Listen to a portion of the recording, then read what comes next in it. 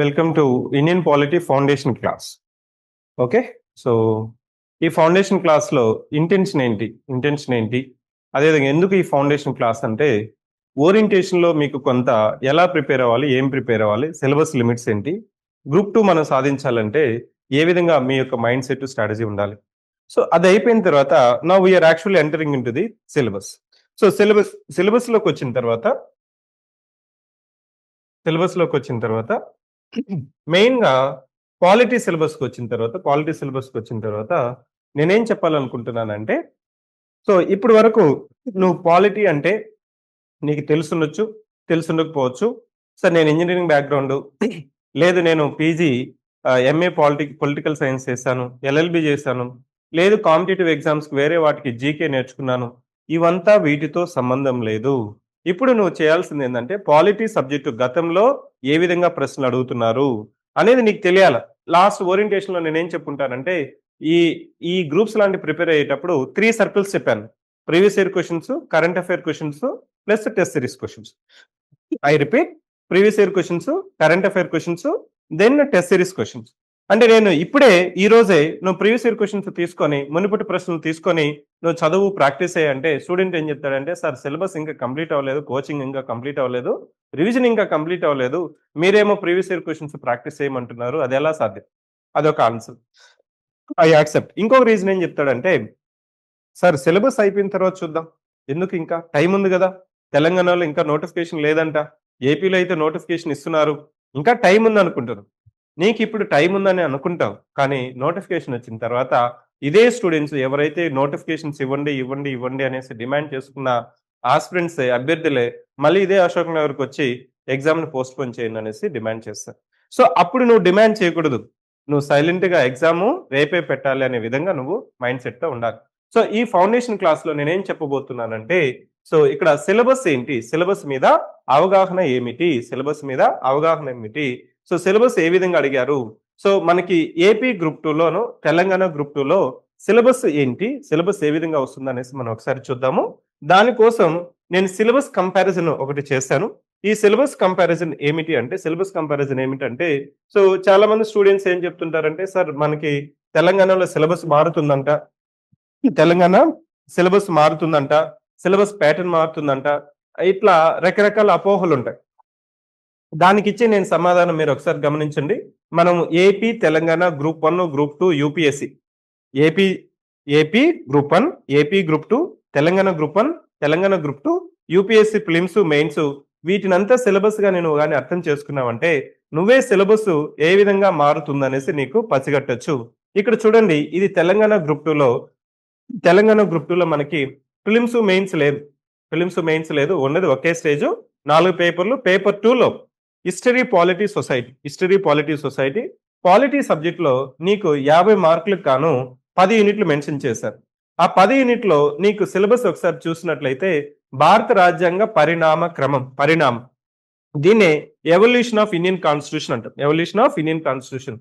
So for online students this is exclusive Telugu medium foundation class. English medium కి separate. ఒకవేళ English medium వాళ్ళు ఒకవేళ join అయ్యింటే, so I'm confining in the context of keeping the mind set that Telugu medium students are teaching. So ఇది Telugu medium class కాబట్టి తెలుగు మీడియంలో చెప్పడానికి ఇక్కడ మనం ప్రయత్నం.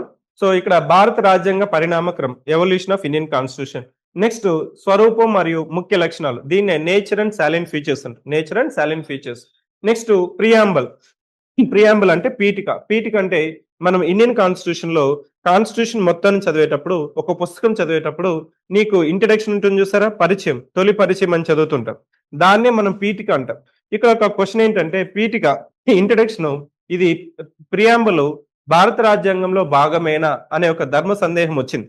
ఎందుకంటే ఈ పీఠికని రాజ్యాంగ సవరణ ద్వారా సవరణ చేసే హక్కు పార్లమెంటుకి ఉందా అనే ఒక ప్రశ్న ఉత్పన్నమైనప్పుడు మన సుప్రీంకోర్టు ఏం చెప్పిందంటే, ఒక్కొక్క కేసులో ఒక విధంగా చెప్పింది, అయ్యా ఇది ప్రియాంబుల్ సో ఇండియన్ కాన్స్టిట్యూషన్ లో భాగం కాదు కాబట్టి నువ్వు సవరణ చేసేదానికి లేదనేసి ఒక కేసులో చెప్పింది. వెరుబరి యూనియన్ కేసు 1960లో చెప్పింది.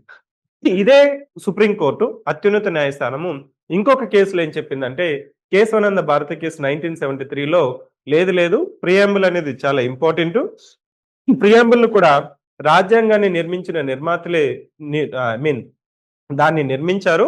వాళ్ళే రాజ్యాంగ సంవిధాన సభలోనే వాళ్ళు ఆమోదం తెలిపారు. కాబట్టి ఇది ప్రియాంబుల్‌లో భారత రాజ్యాంగంలో భాగమే.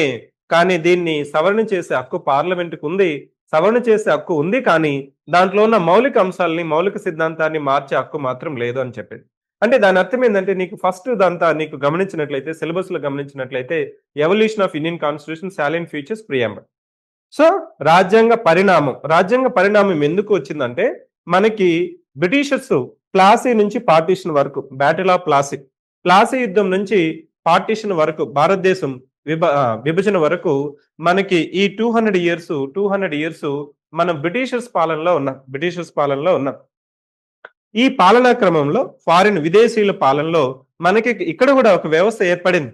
ఇక్కడ గూడా ఒక పాలనా వ్యవస్థ, రాజకీయ వ్యవస్థ, అడ్మినిస్ట్రేటివ్ వ్యవస్థ, సో పరిపాలనా వ్యవస్థ, జ్యుడిషియల్ వ్యవస్థ, సో శాసన వ్యవస్థ, ఇవన్నీ వ్యవస్థ కూడా ఆ బ్రిటిషర్ కాలంలో మనకి వ్యవస్థలు ఉన్నాయి. ఈ వ్యవస్థల నుంచి మనం ఏమి నేర్చుకున్నాము? వ్యవస్థలో ఉన్న లోపాలని సవరిస్తూ ఆ వ్యవస్థలో ఉన్న ఉపయోగకరమైన మనకి అనుకూలమైన అంశాలని మన రాజ్యాంగంలో పొందుపరిచాము. అంటే మన రాజ్యాంగాన్ని తెలుసుకునే ముందు బ్రిటిషర్స్ కాలంలో ఉన్నప్పుడు మనకి కూడా ఇక్కడ కొన్ని చట్టాలున్నాయి. ఆ చట్టాలు ఏమిటనేది కూడా మనము ఈ పరిణామ క్రమంలో తెలుసుకుంటాము. Next second unit Telangana group 2లో మనకి మొత్తం 10 యూనిట్లు అని చెప్పాను కదా! దీంట్లో fundamental rights, directive principles, fundamental duties. వీటినే ప్రాథమిక హక్కులు, ఆదేశిక సూత్రాలు, ప్రాథమిక విధులు. అంటే నువ్వు ఇప్పుడు మనం రాజ్యాంగాన్ని ఓపెన్ చేసినట్లయితే ఫస్ట్ భాగము, రెండో భాగం, మూడో భాగం అట్లా 22 భాగాలుంటాయి. నెంబర్ వైస్ తీసుకుంటే 22 భాగాలు, కౌంట్ చేస్తే మాత్రం 25 భాగాలుంటాయి. దాంట్లో నీకు ప్రాథమిక హక్కులు, ఆదేశిక సూత్రాలు, ప్రాథమిక విధులు చాలా ఇంపార్టెంట్ గా చెప్తుంటారు. ఇంకా చెప్పాలంటే కోచింగ్ ఇన్స్టిట్యూషన్స్ లో కావచ్చు, స్టూడెంట్స్ కూడా ఇదే రాజ్యాంగంలో ముఖ్యమైన భాగము అనేసి దీనికి ఎక్కువ సమయం కేటాయిస్తుంటారు. ఎందుకంటే నీకు మనకి ఇండియన్ కాన్స్టిట్యూషన్ లో ఇండియన్ సిటిజన్స్ పౌరులకే కాదు విదేశీయులకు కూడా కొన్ని హక్కులు అనేది మనం ఇక్కడ కేటాయించాం. విదేశీయులకు కూడా మనం కొన్ని హక్కులు అనేది కేటాయించాం. ఈ హక్కులు కేటాయించినప్పుడు సో ఈ హక్కులు లేకపోతే ఏమవుతుంది? హక్కులు ఎందుకు ఇచ్చాం? ఈ హక్కులు లేకపోతే మానవుని యొక్క జీవితం, మనిషి జీవితానికి అర్థం లేదు. మనిషిని జంతువుని కంపేర్ చేసినప్పుడు సో మనిషికి జంతువుకి తేడా ఏందంటే, మనిషికి హక్కుల గురించి మాట్లాడుతున్నావు. వాక్ స్వాతంత్ర్యం, మత స్వాతంత్ర్యం, నీకు తిరిగే హక్కు, so right to freedom of speech, expression, assemble, association, movement, ఇవన్నీ నీకు హక్కులు ఎందుకు ఇచ్చాం? అదే జంతువులకు ఉన్నాయా? జంతువులను కట్టేస్తున్నాం, కొడుతున్నాము, వాటి యొక్క హక్కులని రాస్తున్నాం. సో అంటే దాని అర్థం మనిషికి హక్కులు లేనట్లయితే మిమ్మల్ని అన్యాయంగా అరెస్ట్ చేశారు, నిర్బంధించారు, తీసుకెళ్లి జైల్లో పెట్టారు, లేదు మీరు మాట్లాడే హక్కు లేదు అంటే దాని అర్థం ఏంటి? నీకు హక్కులని రాసినప్పుడు నువ్వు జస్ట్ ఫిజికల్ ఎగ్జిస్టెన్స్ మాత్రమే ఉంటుంది, భౌతిక రూపం మాత్రమే నీకు ఉంటుంది. కానీ నీకు political speech, political freedom, personal freedom, మానవునికి స్వయం ప్రతిపత్తి అనేది ఉండదు. ఇవి లేకపోతే మనిషి యొక్క జీవితానికి అర్థం లేదనేసి చెప్పేదే మా ప్రాథమిక హక్కులు. వాటిని కాపాడడం కోసం సో ఈ ప్రాథమిక హక్కులని పరిరక్షించుకోవడం కూడా ప్రాథమిక హక్కు. అంటే దాని అర్థం ఈ ప్రాథమిక హక్కులను పొందడానికి పరిమితులు ప్రభుత్వాలు విధించినప్పుడు నువ్వు అత్యున్నత న్యాయస్థానమైన సుప్రీంకోర్టుకు వెళ్లే అధికారం కూడా ప్రాథమిక హక్కు అని చెప్పింది భారత రాజ్యాంగము. దాంట్లో ఎలాంటి ప్రశ్నలు అడుగుతాయి? దాని తర్వాత చెప్పుకునే చాప్టర్ ఏంటంటే ఆదేశిక సూత్రాలు, దీనే నిర్దేశక సూత్రాలు, సో మనం ప్రాథమిక సూత్రాలు అని కూడా చెప్తుంటారు. ఇవి ఎందుకు ఇచ్చామంటే ఇవి ప్రభుత్వాలు ఉన్నాయి, రాష్ట్ర ప్రభుత్వం, కేంద్ర ప్రభుత్వం, ఈ ప్రభుత్వాలు ఉన్నాయి. ఈ ప్రభుత్వాలు ఎందుకు ఏర్పడుతున్నాయి? మనకి హక్కులు ఉంటేనే సరిపోతుందా? సో అభివృద్ధి అవసరం లేదా? సంక్షేమం అవసరం లేదా? ఒక క్లాసిక్ ఎగ్జాంపుల్ ఏంటంటే, మీరు if you go to Kerala రాష్ట్రానికి వెళ్తే అక్కడ మనకి కమ్యూనిస్ట్ ప్రభుత్వం ఉంటుంది అని చెప్తూ ఉంటారు.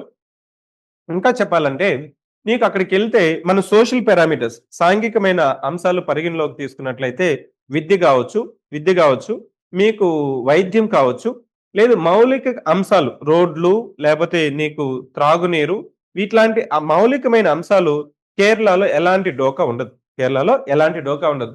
కానీ కేరళలో మీరు లిటరసీ కావచ్చు, మెటర్నిటీ మోర్టాలిటీ రేట్ కావచ్చు, ఇట్లాంటి పారామీటర్స్ తీసుకుంటే ఆల్ ఇండియా లెవెల్లో టాప్ పొజిషన్ లో కేరళ ఉంటుంది ఎప్పుడు.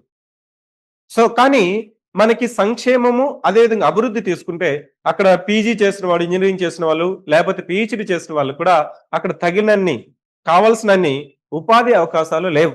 ఉపాధి అవకాశాలు లేవు. అట్లనేసి కేరళలో చదువుకున్న వ్యక్తి ఎక్కడ పనిచేస్తున్నాడు?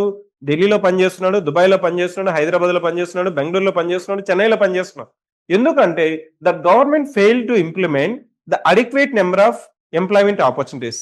అంటే అక్కడ ఉద్యోగ ఉపాధి అవకాశాలు కేరళ ప్రభుత్వం అనేది పోయింది. అంటే దాని అర్థం ఏంటి? నాకు హక్కులుంటే సరిపోతుందా? ఉద్యోగ అవకాశం లేదా? ఉపాధి అవకాశాలు అవసరం లేదా? సంక్షేమం అవసరం లేదా? ఈ మూడిటిని బ్యాలెన్స్ చేసుకోవాలి. ఒకటేమో నీకు ప్రాథమిక హక్కుల రూపంలో ఇచ్చాము. ఇంకోటేందంటే రాష్ట్ర విధాన ఆదేశిక సూత్రాలు, నిర్దేశక సూత్రాలు ప్రధానమైన అంశాలేందంటే ప్రభుత్వాలు ప్రభుత్వాలు వీటిని మీరు అమలు చేయాలి. అమలు చేసినట్లయితే ప్రజలకి హక్కులతో పాటు వాళ్ళ యొక్క సంక్షేమం, అభివృద్ధి కూడా మీరు ప్రధానంగా కర్తవ్యంగా భావించాలి. కానీ ఈ రెండిటి మధ్య తేడా ఏందంటే మీ యొక్క ప్రాథమిక హక్కులు గాని హరించినట్లయితే, పరిమితులు విధించినట్లయితే మీరు డైరెక్ట్‌గా సుప్రీం కోర్ట్‌కెళ్ళొచ్చు. అత్యున్నత న్యాయస్థానానికి వెళ్ళొచ్చు. కానీ ఆదేశిక సూత్రాలు, నిర్దేశక సూత్రాలు గాని అమలు చేయలేకపోతే మీరు కోర్ట్‌కెళ్ళి అయ్యా నాకు right to work, right to employment, right to so pension అట్లా ఆర్డర్ ఇవ్వండి, ఆదేశించండి అనేసి మీరు కోర్టులకెళ్ళి సో ఆదేశాలు తెచ్చేదానికి లేదు. ఈ రెండిటి మధ్య బ్యాలెన్స్ ఎలా? ఇక్కడేమో నువ్వేం చెప్తున్నాము? న్యాయ అర్హమైనవి, న్యాయ అర్హత కలిగినవి. దాన్ని మనం ఇంగ్లీష్‌లో జస్టిసబుల్ ఇన్ నేచర్ అంటాం. న్యాయ అర్హత అంటే దాని అర్థం ఈ హక్కులు కాలరేసినట్లయితే, హక్కులు హరించినట్లయితే, హక్కుల మీద పరిమితులు ప్రభుత్వాలు విధించినట్లయితే డైరెక్ట్‌గా సుప్రీం కోర్ట్‌కి వెళ్ళే అధికారం ఉంది. అదే నిర్దేశక సూత్రాలు అమలు చేయకపోతే నువ్వు హైకోర్టు ద్వారా వెళ్ళొచ్చు. ఆర్టికల్ 226 ద్వారా వెళ్ళొచ్చు. కానీ హైకోర్టు ఆ కేసుని పరిశీలన చేయొచ్చు. పరిశీలన చేయదని చెప్పట్లేదు.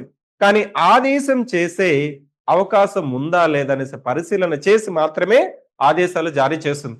అంతేకాని మీరు ఎత్తుకుపోయి రిట్ పిటిషన్ వేసి ఇమ్మీడియట్ గా ఆదేశిక సూత్రాలు అమలు చేయమనేసి ఆదేశం హైకోర్టు ఇవ్వదు, సుప్రీం కోర్టు వేయదు. సో ఈ రెండింటిని బ్యాలెన్స్ చేయడం ఎలా? ఇదే కేసుని ఏది ఎక్కువ ఏది తక్కువ అనేసి డిస్కషన్ జరిగినప్పుడు సుప్రీం కోర్టు ఏం చెప్పిందంటే 1980లో మినర్వా మిల్స్ కేసులో అయ్యా ఈ రెండు ఏది ఒకటి ఎక్కువ కాదు, ఒకటి తక్కువ కాదు. ఈ రెండు మనము ఒక బండికి రెండు చక్రాలు లాంటి వాటివే. ఏది తక్కువ కాదు, ఏది ఎక్కువ కాదు. వీటి మధ్య సమానమే. భారత రాజ్యాంగం యొక్క మౌలిక సిద్ధాంతం, ప్రాథమిక సిద్ధాంతం అని చెప్పింది. ఏ కేసులో? Minerva Mills case of 1980. Next ప్రాథమిక విధులు. ప్రాథమిక విధులు మనకి ఒరిజినల్ కాన్స్టిట్యూషన్ అంటే ఇక్కడ అర్థం ప్రెజెంట్ మనకు డూప్లికేట్ కాన్స్టిట్యూషన్ ఉందని కాదు. ఒరిజినల్ కాన్స్టిట్యూషన్ అంటే అర్థం ఏంటంటే 1950లో జనవరి 26లో అమలులోకి వచ్చిన రాజ్యాంగం. ఆది రాజ్యాంగం అంటాం దాన్నే. మొదటి రాజ్యాంగం అంటే మనకి ఇప్పుడు రెండో రాజ్యాంగం అని లేదు కాదు. ఎందుకంటే రాజ్యాంగాన్ని అమలు చేసేటప్పుడు నుంచి మనం రాజ్యాంగ సవరణ చేసే హక్కు కూడా మనం పార్లమెంట్ కి కల్పించాం. సో ఇక్కడ మనం ఏం చెప్తున్నామంటే ప్రాథమిక విధులు ఇది మనకి ఒరిజినల్ కాన్స్టిట్యూషన్ లో, ఆది రాజ్యాంగంలో, ఆది సంవిధానంలో. సో రాజ్యాంగం అంటే ఇక్కడ సంవిధానం అండి. సో రాజ్యాంగం అంటే సంవిధానం. కాన్స్టిట్యూంట్ అసెంబ్లీ అనుకో సంవిధాన సభ అంటాం. ఇక్కడ మనకి తెలుగులో ఒక ఒరిజినల్ డాక్యుమెంట్ కూడా మనకి ministry of law and justice మనకి సో రిలీజ్ చేసింది. సో ఇక్కడ ఈ విధులు మనకి ఒరిజినల్ కాన్స్టిట్యూషన్ లో లేదు. కానీ నేషనల్ ఎమర్జెన్సీ, జాతీయ అత్యవసర పరిస్థితి విధించినప్పుడు కొంతమంది పౌరులు వాళ్ళు విధులను పాటించకుండా పబ్లిక్ ప్రాపర్టీని ధ్వంసం చేస్తున్నారు. మనం ఏం చెప్తున్నాం? హక్కులు ఇస్తున్నాం, ఆదేశిక సూత్రాలు ఉన్నాయి. కనీసం నీకు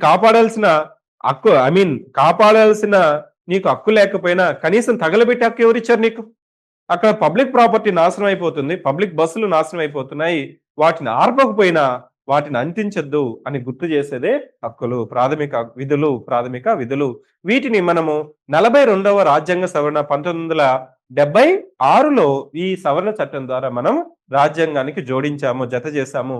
నెక్స్ట్ ఇక్కడ వరకు ఏంటంటే కోర్ ఆఫ్ ది కాన్స్టిట్యూషన్. ఈ రెండు యూనిట్లు నువ్వు గమనించినట్లయితే కోర్. ఇప్పటికి నీకు అది తెలిసిపోతుంది. ఓకే, రాజ్యాంగం యొక్క మౌలిక సిద్ధాంతం ఏంటి, మౌలిక అంశాలు ఏంటి, హక్కులేంటి, విధులేంటి, ఆదేశిక సూత్రాలు ఏంటి, వీటిని అమలు చేసేది ఎవరు, వీటిని ఎవరు అమలు చేస్తారు, అమలులో ఏమైనా లోపాలు ఉంటే సో ఇష్టానుసారంగా అమలు చేస్తే, లేదు మనకి సహేతుగా అమలు చేస్తున్నారా, వాళ్ళకి రాగద్వేషాలు లేకుండా అమలు చేస్తున్నారా, ఎవరు అమలు చేయాలి, ఎందుకు అమలు చేయాలి, వాళ్ళ యొక్క జవాబుదారితనం ఏంటి, అనేది నెక్స్ట్ చూడబోతున్నాం. అదే మనకి ఈ ఫెడరల్ సిస్టమ్ అంటారు. ఫెడరల్ సిస్టమ్ అంటే సమైక్య వ్యవస్థ. సమైక్య వ్యవస్థ అంటే దాని డెఫినేషన్ ఏంటంటే మోర్ దెన్ వన్ గవర్నమెంట్ ఉంటే, ఒకటి కంటే ఎక్కువ ప్రభుత్వాలు ఉంటే దాన్ని సమైక్యవాదం అంటాం. సమైక్య వ్యవస్థ అంటాం. అది ఒకటి కంటే ఎక్కువ అంటే ఒకటి కంటే ఎక్కువ 2 ఉండొచ్చు, 3 ఉండొచ్చు, 4 ఎన్నైనా ఉండొచ్చు. కానీ డెఫినేషన్ ఏంటంటే more than one system. Then we call as a federal system. సమైక్య వ్యవస్థ.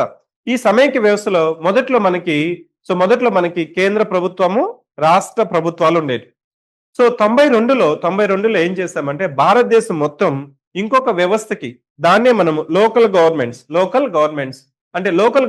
అంటే మనకి ఈ పంచాయతీ వ్యవస్థ, మున్సిపాలిటీస్, వీటిని మనము గ్రామీణ స్థానిక సంస్థలు, అదేవిధంగా పట్టణ స్థానిక సంస్థలు అనేసి 73, 74 రాజ్యాంగ సవరణ ద్వారా 92లో దేశం మొత్తం ఒకే వ్యవస్థ ఉండాలి. అదే థర్డ్ టైర్, 3వ ప్రభుత్వ స్థానిక సంస్థలు. ఇవి ఎందుకు తీసుకుని వచ్చాము? ఎందుకు తీసుకురావాల్సిన అవసరం ఉంది అంటే, సో మీకు చూడండి, మీ ఊర్లో ఉన్నారు, మీ విలేజ్ లో ఉన్నారు, మీకు ఒక 2 రోజులు వాటర్ రాలేదు, త్రాగునీరు రాలేదు, లేదు మీ పక్కనే ఉన్న మరుగునీటి వ్యవస్థ ఇవి మెయింటెనెన్స్ సరిగా రాలేదు. నీ ఎమ్మెల్యే చెప్తావా? మినిస్టర్ చెప్తావా? చీఫ్ మినిస్టర్ చెప్తావా? అతనికి అందుబాటులో ఉంటాడా ఆ టైంలో? అదే ఈ సమస్యను నువ్వు కానీ ఇమీడియట్ గా పరిష్కారం చేయకపోతే ఎంత ఎంత మనకి ప్రభావం ఉంటుందండి ఆ సమస్య యొక్క ప్రభావం.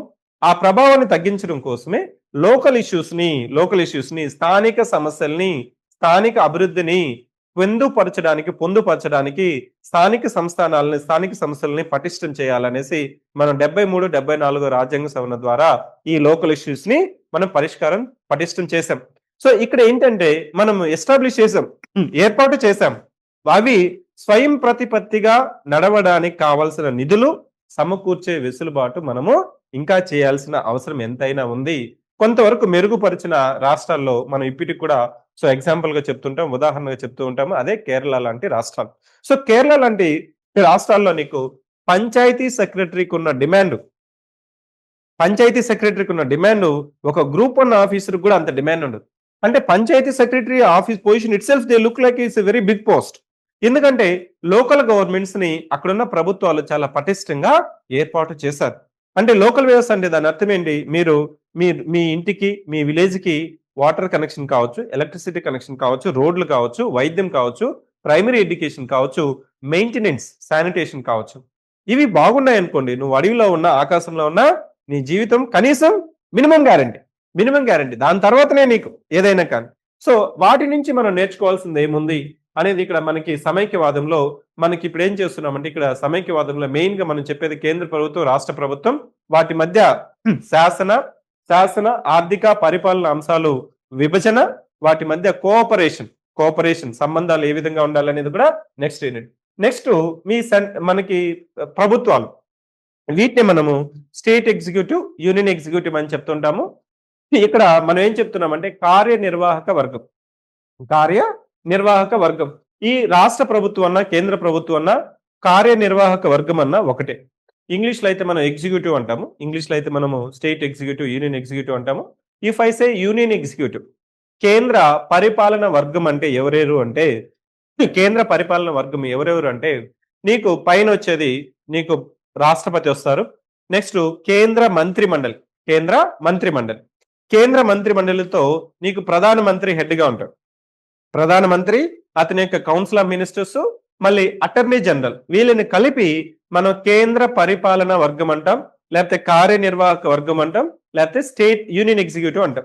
So similarly at the state level, రాష్ట్ర స్థాయిలో యూనియన్ ఎగ్జిక్యూటివ్ అంటే చెప్పుకున్నాం. ఇప్పుడు స్టేట్ ఎగ్జిక్యూటివ్ అన్నా, స్టేట్ రాష్ట్ర పరిపాలన వర్గం అన్నా, రాష్ట్ర కార్యనిర్వాహక వర్గం అన్నా ఎవరు వస్తారంటే governor, chief minister, council of ministers, advocate general, వీళ్ళనంతా కలిపి, ఈ సమూహాన్నంతా కలిపి మనం రాష్ట్ర కార్యనిర్వాహక వర్గం అంటాం. ఈ కార్యనిర్వాహక వర్గానికి ఉన్న అధికారాలేంటి, విధులేంటి, వాటి మధ్య ఉన్న సంబంధం ఏమిటనేది మనము 4వ యూనిట్ లో నేర్చుకుంటాం. నెక్స్ట్ ఏంటంటే నీకు మనం ఇంత ముందుగానే చెప్పుకున్నాం, భారత రాజ్యాంగం అమల్లోకి వచ్చింది 26 జనవరి 1950లో వచ్చింది, 26 జనవరి 1950. దాన్ని దాన్ని సవరణ చేసుకునే హక్కు కూడా మనకి పార్లమెంట్‌కి మనం కల్పించాము. సో, ఇప్పుడు దాన్ని సవరణ చేసుకుంటూ వచ్చి మనము వుమెన్ రిజర్వేషన్ వరకొచ్చాం. వుమెన్ రిజర్వేషన్ వరకు మనము సవరణ బిల్లు చేసుకుంటూ వచ్చాం. ఆ సవరణ చేసే పద్ధతి ఏంటి? సవరణ చేయాలంటే ఎలాంటి పద్ధతి అవలంబించాలి? ఏ ఏ సందర్భాల్లో ఏ ఏ ప్రొవిజన్ మనము అమలు చేయాలి? సో, దానికి కావాల్సిన నంబర్స్ ఏంటి అనేది మనము ఈ సవరణ చట్టం ద్వారా, సవరణ విధానాల ద్వారా మనం 5వ చాప్టర్‌లో నేర్చుకుంటాము. 6వ యూనిట్‌లో ఇక్కడ తెలంగాణలో ఇంత ముందుగానే చెప్పాను. స్థానిక సంస్థలు అంటే గ్రామీణ స్థానిక సంస్థలు, పట్టణ స్థానిక సంస్థలు వాటికి సంబంధించిన రాజ్యాంగ సవరణ 73, 74వ సవరణ చట్టాలకు ప్రత్యేక సూచనతో గ్రామీణ మరియు పట్టణ స్థానిక సంస్థలు కలిసిన అధికారాలేంటి, విధులేంటి, మనకి ఎందుకు తీసుకొనొచ్చాము, ఏ ఏ కమిటీస్ ఏ విధంగా చెప్పాయి, బలవంతరాయ్ మెహతా, అశోక్ మెహతా, పూంచి కమిషన్ ఇవి ఏం చెప్పాయనేది కూడా మనము ఈ 6వ యూనిట్‌లో చెప్పుకుంటాము. నెక్స్ట్ 7వ యూనిట్ చూసినట్లయితే 7వ యూనిట్ చూసుకుంటే మనం భారతదేశం ప్రజాస్వామ్యం అంటాం. భారతదేశం ప్రజాస్వామ్య దేశం అంటున్నాం. ప్రజాస్వామ్యంలో ప్రధానమైన అంశం ఏంటంటే ఎన్నికలు. ఎన్నికలు. ఎన్నికా వ్యవస్థ. ఎన్నికలను నిర్వచించే నిర్వహించే ఎన్నికల సంఘం. అది కేంద్ర ఎన్నికల సంఘం. ఈ కేంద్ర ఎన్నికల సంఘం యొక్క అధికారాలేంటి? విధులేంటి? మనము ఈ నేపాల్, బంగ్లాదేశ్, శ్రీలంక మన చుట్టూ ఉన్న దేశాలు చిన్న చిన్న దేశాలు. శ్రీలంక కావచ్చు, నేపాల్ కావచ్చు, బంగ్లాదేశ్ కావచ్చు. అక్కడున్న చిన్న దేశాల్లో కూడా అక్కడ ఏర్పాటైన ప్రభుత్వాలు కుప్పకూలిపోయినాయి. ఎందుకు కుప్పకూలిపోయినాయి అంటే ఇదే అండి రీజను. ప్రధానమైన కారణం ఏంటంటే మనం ఏం చెప్పుకుంటున్నాం? ఇక్కడ వివిధ రకాల రాజకీయ పార్టీలున్నాయి. రాజకీయ పార్టీలు ప్రతి 5 సంవత్సరాలకి ఎలక్షన్‌లో పార్టిసిపేట్ చేస్తాయి. పాలు పంచుకుంటాయి. ఎలక్షన్స్‌కొచ్చేటప్పుడు ఇది మా మేనిఫెస్టో. మేము అధికారంలోకి వస్తే మాకు ఓటు వేస్తే ఇవంతా మేము అమలు చేస్తామనేసి రాజకీయ పార్టీలు అమలు చేస్తాయి. హామీలు ఇస్తాయి.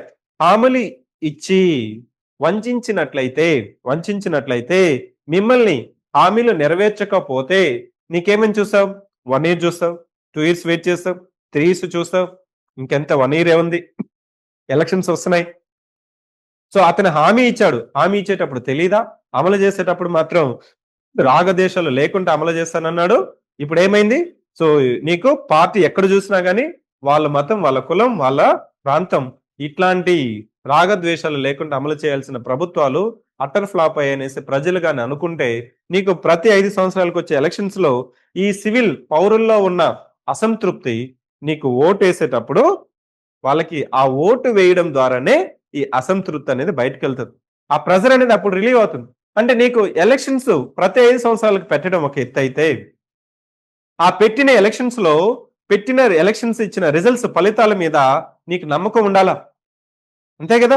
ఎలక్షన్స్ నామమాత్రంగా పెట్టి, ఎలక్షన్స్ గాని ప్రాపర్‌గా ఎన్నికల ఫలితాల మీద గాని, పౌరులకి గాని నమ్మకం లేనట్లయితే, నీకు నేపాల్, శ్రీలంక అదేవిధంగా బంగ్లాదేశ్ జరిగిన అట్లాంటి ఇతివృత్తాలే భారతదేశంలో గూడా జరుగుంటాయి. కానీ ఇక్కడ ఎందుకు జరగట్లేదంటే, మనం నమ్ముతున్నాం. ఎలక్షన్స్ ఫలితాలు ఇచ్చిన తర్వాత మనం నమ్ముతున్నాం. నమ్మకపోతే ఇప్పుడున్న కేంద్రంలో ఉన్న బీజేపీ ప్రభుత్వం ఎందుకు తమిళనాడులో ఓడిపోతుంది? ఎందుకు తెలంగాణలో ఓడిపోతుంది? అంటే అక్కడ ఫుల్ మెజారిటీ ఎందుకు రావట్లేదు? ఎక్కడో మనకి వెస్ట్ బెంగాల్‌లో గెలిసింది. వెస్ట్ బెంగాల్‌లో ఎన్నికల్లో బీజేపీ ప్రభుత్వం ఏర్పాటైంది. ఎందుకు తమిళనాడులో ఏర్పాటవ్వలేదు? ఎందుకు కేరళలో ఏర్పాటవ్వలేదు? ఎందుకు తెలంగాణలో ఏర్పాటవ్వలేదు? ఎన్నికల సంఘం వాళ్ళ చేతుల్లోనే ఉన్నది అని ప్రతిపక్షాలు ఎంత చెప్పినా కానీ పౌరులు విశ్వసిస్తున్నారు. మన ఎన్నికల విధానం మీద, ఎన్నికల సంఘం మీద, ఎన్నికల పద్ధతి మీద. అది గాని లేకపోతే మన మన దగ్గర ఉన్న, మన చుట్టూ ఉన్న దేశాల్లో జరిగిన పరిస్థితే భారతదేశంలో కూడా జరిగి ఉంటుంది. లేదు సార్ అట్లాంటప్పుడు కాక్రోచెస్ జనతా పార్టీ ఒకటొచ్చింది. ఒక రోజులోనే మిలియన్ సబ్స్క్రైబర్స్ వెళ్ళిపోయారు. ఇన్‌స్టాగ్రామ్‌లో తన ఫాలోవర్స్ బీజేపీ కంటే ఎక్కువున్నాయి. అంటే దానర్థం ఫెయిల్యూర్ ఆఫ్ ది గవర్నమెంటా? అంటే కొంతవరకు ఇట్లాంటి పాపప్స్ అంటాం వీటిని. సడెన్‌గా ఏదో ఒక పార్టీ వస్తుంది. సడెన్‌గా ఏదో ఒక అంశంతో బయటకొచ్చి దాన్ని ప్రజా సమస్యల మీద సో వాటి మీద వెళ్ళగక్కడం కోసం ఇట్లాంటి డిజిటల్ ప్లాట్‌ఫార్మ్స్ వస్తాయి. ఒకవేళ పౌరులు, సిటిజన్స్, యూత్ వాళ్ళు చెప్పుకున్నది, వాళ్ళు లేవనెత్తిన అంశాలు నిజమైన అంశాలే అయితే, ఎక్కువ మంది కోరుకున్నట్లయితే ఖచ్చితంగా రాబోయే ఎలక్షన్స్ బీజేపీ కావచ్చు, కాంగ్రెస్ అయ్యొచ్చు ఎవరైనా మట్టి కరవాల్సింది. లేదు ఇది జస్ట్ డిజిటల్ మాత్రమే. ప్రజలకి అంత వ్యతిరేకత లేదు. ప్రభుత్వం డబుల్ ఇంజిన్ కాదు, ట్రిపుల్ ఇంజిన్‌తో పనిచేస్తుందనేసి సో నువ్వు ఎంత చెప్పినా గాని ప్రజలు అన్నీ గమనిస్తూ ఉంటారు. ఎలక్షన్స్‌లో వాళ్ళు ఎన్నుకోవాల్సిన ఎన్నుకోవాల్సిన అభ్యర్థుల్ని ఖచ్చితంగా ఎన్నుకుంటారు. సో అదే మనం ఇక్కడ ఎన్నికల యంత్రాంగం, ఎన్నికల చట్టాలు, ఎన్నికల సంఘం, రాజకీయ పార్టీలు, ఇక్కడ ఫిరాయింపుల నిరోధక చట్టం, ఈ ఎన్నికల సంస్కరణ. ఈ ఎన్నికల సంస్కరణలోనే మనకి special intensive revision sir special intensive revision ఇది ఇప్పుడు కొత్తదేం కాదండి. కొత్తదేం కాదు. దాదాపు మనము స్వతంత్ర భారతదేశంలో చాలా సార్లు సర్ పద్ధతి మనము చేస్తూ వచ్చాము. ఎందుకంటే నీకు ఓటర్ ఐడి రావడానికి పెద్దగా ఏమి చెక్స్ అండ్ బ్యాలెన్సెస్ ఉండవు. మీరు ఎలక్షన్ కమిషన్ ఆఫ్ ఇండియాలోకి వెబ్సైట్లోకి వెళ్ళేసి నీ డీటెయిల్స్ ఇచ్చేసి సో వ్యాలిడ్ డాక్యుమెంట్ అప్లోడ్ చేసి సెల్ఫ్ డిక్లరేషన్ ఇచ్చేస్తే నీకు ఓటర్ ఐడి వచ్చేస్తుంది.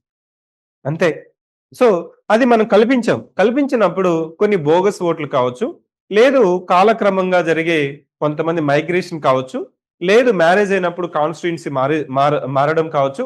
మీ యొక్క ఈ జాబ్ రీత్యా, ఉద్యోగం రీత్యా వేరే ప్రాంతానికి మీరు వెళ్ళొచ్చు. లేదు కాలం చేసి మీరు ఇప్పుడు అక్కడ మరణం చెందినట్లయినా కానీ ఇట్లాంటి సందర్భాల్లో మీ యొక్క ఓట్ అనేది అలానే ఉండిపోవడము, క్రాస్ ఎగ్జామ్ చేయకపోవడం వల్ల కూడా అక్కడ మనకి double votes, dual votes, impersonation ఇవన్నీ ఉంటుంది. ఇంకా సంస్కరణలు ఏంటంటే సార్ ప్రతిదానికి నువ్వు పెన్షన్ ఇచ్చేటప్పుడు బయోమెట్రిక్ తీసుకుంటున్నావు, 100 రూపాయలు ఇచ్చేటప్పుడు కూడా ఓటీపీ అడుగుతున్నావు. అలాంటప్పుడు ఓటు వేసేటప్పుడు ఓటు ఇంత విలువైనది అన్నప్పుడు ఎందుకు నువ్వు బయోమెట్రిక్ పెట్టవు? మీరు ఎయిర్పోర్ట్కి వెళ్ళండి. ఎయిర్పోర్ట్కి వెళ్ళేటప్పుడు చాలా మంది ఏం చెప్తుంటారు, లేదు లేదు బయోమెట్రిక్ పెడితే చాలా డిలే అయిపోతుంది, ఓట్లు అయిపోవద్దంటే ఎందుకు వేస్ట్ అండి. అది అర్ధరహిత చర్చ. ఎందుకంటే మీరు ఎయిర్పోర్ట్కి వెళ్ళండి, జస్ట్ అక్కడ డిజీ యాత్ర అనే ఒక యాప్ ఉంటుంది. అక్కడ మనం ఇట్లా వెళ్ళామంటే జస్ట్ ఒక సెకండ్ నిలబడినామంటే నీ ఫేస్ స్కాన్ చేసి గేట్స్ అనేది ఓపెన్ అవుతున్నాయి. స్పీడ్ ఉంది. అదే స్పీడ్ నువ్వు ఇంటర్నెట్ కల్పించలేవా? సో నీకు అంటే అదే సిస్టమ్ నువ్వు ఇక్కడ పెట్టడానికి నీకు ఎంత ఖర్చు అవుతుంది? జస్ట్ ఇంటిగ్రేషన్ ఆఫ్ ది సిస్టమే కదా. బయోమెట్రిక్ పెట్టావు, నీ ఆధార్ ఓటర్ ఐడి బయోమెట్రిక్ నీ యొక్క ఓటర్ ఐడి ఆధార్ కార్డుకి లింక్ చేసి బయోమెట్రిక్ వెరిఫికేషన్ చేసినావంటే నీకు 100% ఈ మాల్ ప్రాక్టీసెస్ అనేది తగ్గిపోతుంది. అప్పుడు ఓటింగ్ శాతం పెరుగుతుంది. ఎలక్షన్స్ లో వచ్చిన ఫలితాలకి ప్రజల్లో విశ్వాసం పెరుగుతుంది. ఎలక్షన్ సంఘం మీద ఇంకా నమ్మకం అనేది డబుల్. ఇంకా మన భారత ఎన్నికల సంఘం అనేది ప్రతి ఒక్కరు మెచ్చుకుంటారు. ఇక్కడ మనకి 7th. నెక్స్ట్ 8 ఏంటంటే న్యాయ వ్యవస్థ. ఈ న్యాయ వ్యవస్థలో మనకి పైన సుప్రీంకోర్టు, హైకోర్టు, కింది స్థాయి కోర్టులు ఉన్నాయి. వీటి మధ్య ఉన్న సంబంధం ఏంటి? అదే అమెరికా లాంటి దేశాలకు వెళ్ళామనుకో న్యాయ వ్యవస్థ నీకు ఫెడరల్ న్యాయ వ్యవస్థ ఉంటుంది. అదేవిధంగా ప్రతి స్టేట్ కూడా సపరేట్ జ్యుడిషియల్ సిస్టమ్ ఉంటుంది. కానీ భారతదేశంలో ఒకే ఇంటిగ్రేటెడ్ ఏకీకృత న్యాయ వ్యవస్థ, అదే supreme court, high court, lower courts. So కేంద్రం చేసిన చట్టాలైనా కావచ్చు, పార్లమెంట్ చేసిన చట్టాలు కావచ్చు, రాష్ట్రాలు చేసిన శాసనసభలు కావచ్చు, చట్టాలు కూడా వాటిని న్యాయ సమీక్ష చేసే అధికారం ఎవరికి ఉందంటే ఇప్పుడున్న ఏకీకృత న్యాయ వ్యవస్థకి ఉంది. ఎందుకు మనకి డబుల్ సిస్టమ్ లేదు అంటే మనకి ఈ ఏకీకృత వ్యవస్థలో మనకి పెద్దగా ఏం లేదు కదా. న్యాయ సమీక్ష చేయాలంటే అది కేంద్ర చట్టమైనా రాష్ట్ర చట్టమైనా అది as per the constitution, as per the రాజ్యాంగం ఉందా, రాజ్యాంగ అధికారాలకి పరిమితిలో ఉందా అని చెక్ చేయడమే రాజ్యాంగ వెసులుబాటు కల్పించిన న్యాయ సమీక్ష. సో ఇక్కడ న్యాయ సమీక్ష, న్యాయ క్రియాశీలత అంటే ఏంటి, పబ్లిక్ ఇంట్రెస్ట్ లిటిగేషన్ అంటే ఏంటి మనము క్లాస్ లో చెప్పుకుంటాము.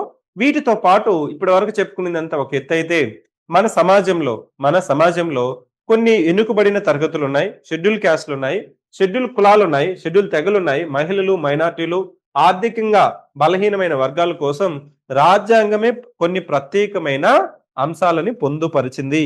ఎందుకు సార్?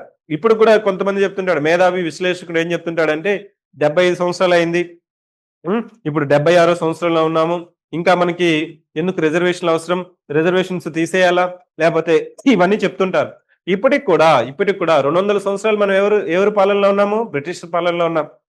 ఇప్పుడు ఇంకా కొంతవరకు అన్ని వర్గాలు, తెగలు, కులాలు ఇప్పుడిప్పుడు అభివృద్ధిని చెంది ముందుకెళ్తున్నాయి. ఒక బెస్ట్ ఎగ్జాంపుల్ ఏంటంటే యూపీఎస్సీ ఎగ్జామ్, ప్రిలిమ్స్ ఎగ్జామ్ ఉంటుంది.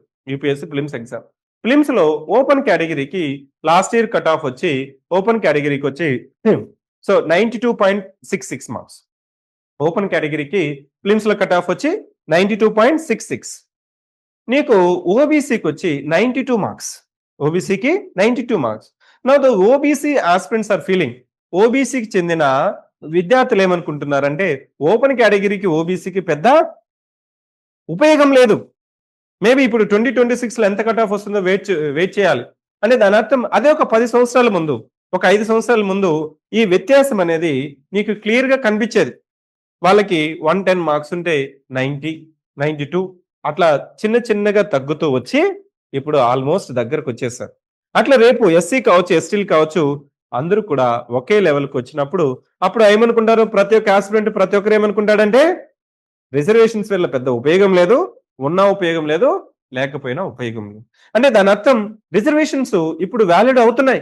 ఎందుకంటే ఇంకా 0.66 మార్క్స్ కూడా ఉపయోగపడుతుంది. అదే ఎస్సీ, ఎస్టీకి తీసుకుంటే నీకు 8 మార్కుల నుంచి 12 మార్కులు తేడా కనిపిస్తుంది. అతనికి ఆ వెసులుబాటు లేకపోతే సో నీకేమవుతుందంటే ఎస్సీ, ఎస్టీలు కావచ్చు, ఈడబ్ల్యూఎస్, బీసీలో ప్రిలిమ్స్ క్రాస్ చేసి మెయిన్స్ రాసే స్కోప్ అనేది తక్కువ అవుతుంది. సార్ అలాంటప్పుడు మెరిట్ కాంప్రమైజ్ అవుతుంది కదా! మెరిట్ కాంప్రమైజ్ అనేది కొంతవరకు మాత్రమే అవుతుంది. ఎందుకంటే నీకు అబ్సొల్యూట్ మెరిట్ అనేది ఎక్కడా ఉండదు. ఒకసారి ఆ జాబ్‌లో కూర్చునిన తర్వాత ఆ జాబ్ యొక్క రెస్పాన్సిబిలిటీ నువ్వు తెలుసుకున్నావంటే వాటిని నిర్వర్తించడమే నీ యొక్క జాబ్ యొక్క నేచర్. సో అది మనకి రాజ్యాంగంలోనే మనకి కల్పిస్తున్న అంశాలేంటి, నిబంధనలేంటి, వాటిని పరిరక్షించడం కోసం, అమలు చేయడం కోసం కొన్ని కమిషన్‌లున్నాయి, సంఘాలున్నాయి. అదే మనకి national commission for schedule caste, schedule tribe, బీసీలు, ఉమెన్ ఇవంతా మనం ఎందుకు ఇచ్చామంటే రాజ్యాంగంలో చెప్పబడిన అంశాలు మనం అమలు చేస్తున్నామా లేదా? అమలు చేయకపోతే వీటికి మనం గాని అర్జీ చేసినప్పుడు అట్లయితే మనం గాని పిటిషన్ వేసినట్లయితే ఇమ్మీడియేట్‌గా వీటిని అమలు చేయడానికి వీటికి ప్రత్యేకమైన అధికారాలు మనము కల్పించాము. నెక్స్ట్ ఏందంటే నేషనల్ ఇంటిగ్రేషన్, జాతీయ సమైక్యత, సమగ్రత, భద్రత. భారతదేశం ప్రపంచంలోనే is in the top position, మొదటి స్థానంలో ఉంది. ఏ స్థానంలో? మొదటి స్థానంలో. ఎక్కడ? జనాభాలో. We crossed China. We have crossed China. చైనాను పక్కన పెట్టి భారతదేశం ప్రపంచంలోనే మొదటి స్థానంలో ఉంది. అదే కాదు భారతదేశం యొక్క జనాభా is equal to Africa. Africa దాదాపు 54 దేశాలున్నాయి. 54 దేశాల యొక్క జనాభా ఈజ్ ఈక్వల్ టు భారతదేశ జనాభాకు సంబంధించిన జనాభా. ఇంకా కాదు 2 ఖండాలు, నార్త్ అమెరికా, ఉత్తర అమెరికా. సౌత్ అమెరికా, ఉత్తర అమెరికా, దక్షిణ అమెరికా ఈ 2 ఖండాల జనాభా కలిపినా గానీ భారతదేశ జనాభాకి సమానము. ఇంకా చెప్పాలంటే ఐరోపా దేశాల్లో ఉన్న జనాభా ప్లస్ ఉత్తర అమెరికాలో ఉన్న జనాభాను కలిపినా కూడా భారతదేశ జనాభాకి మ్యాచ్ అవ్వట్లేదు. ఇంతమంది జనాభా ఉన్నారు. ఇంతమంది కులాలున్నాయి. కులాలనేది మనకి కాస్ట్ అనేది నెగెటివ్ టర్మ్ కాదండి. నువ్వు ఎక్కడికెళ్ళినా గానీ అమెరికాకెళ్ళు, ఆస్ట్రేలియాకెళ్ళు ఎక్కడికెళ్ళినా కానీ ఇద్దరు మనుషులున్నప్పుడు వాటి మధ్య భేదాలు ఉండడం సహజం.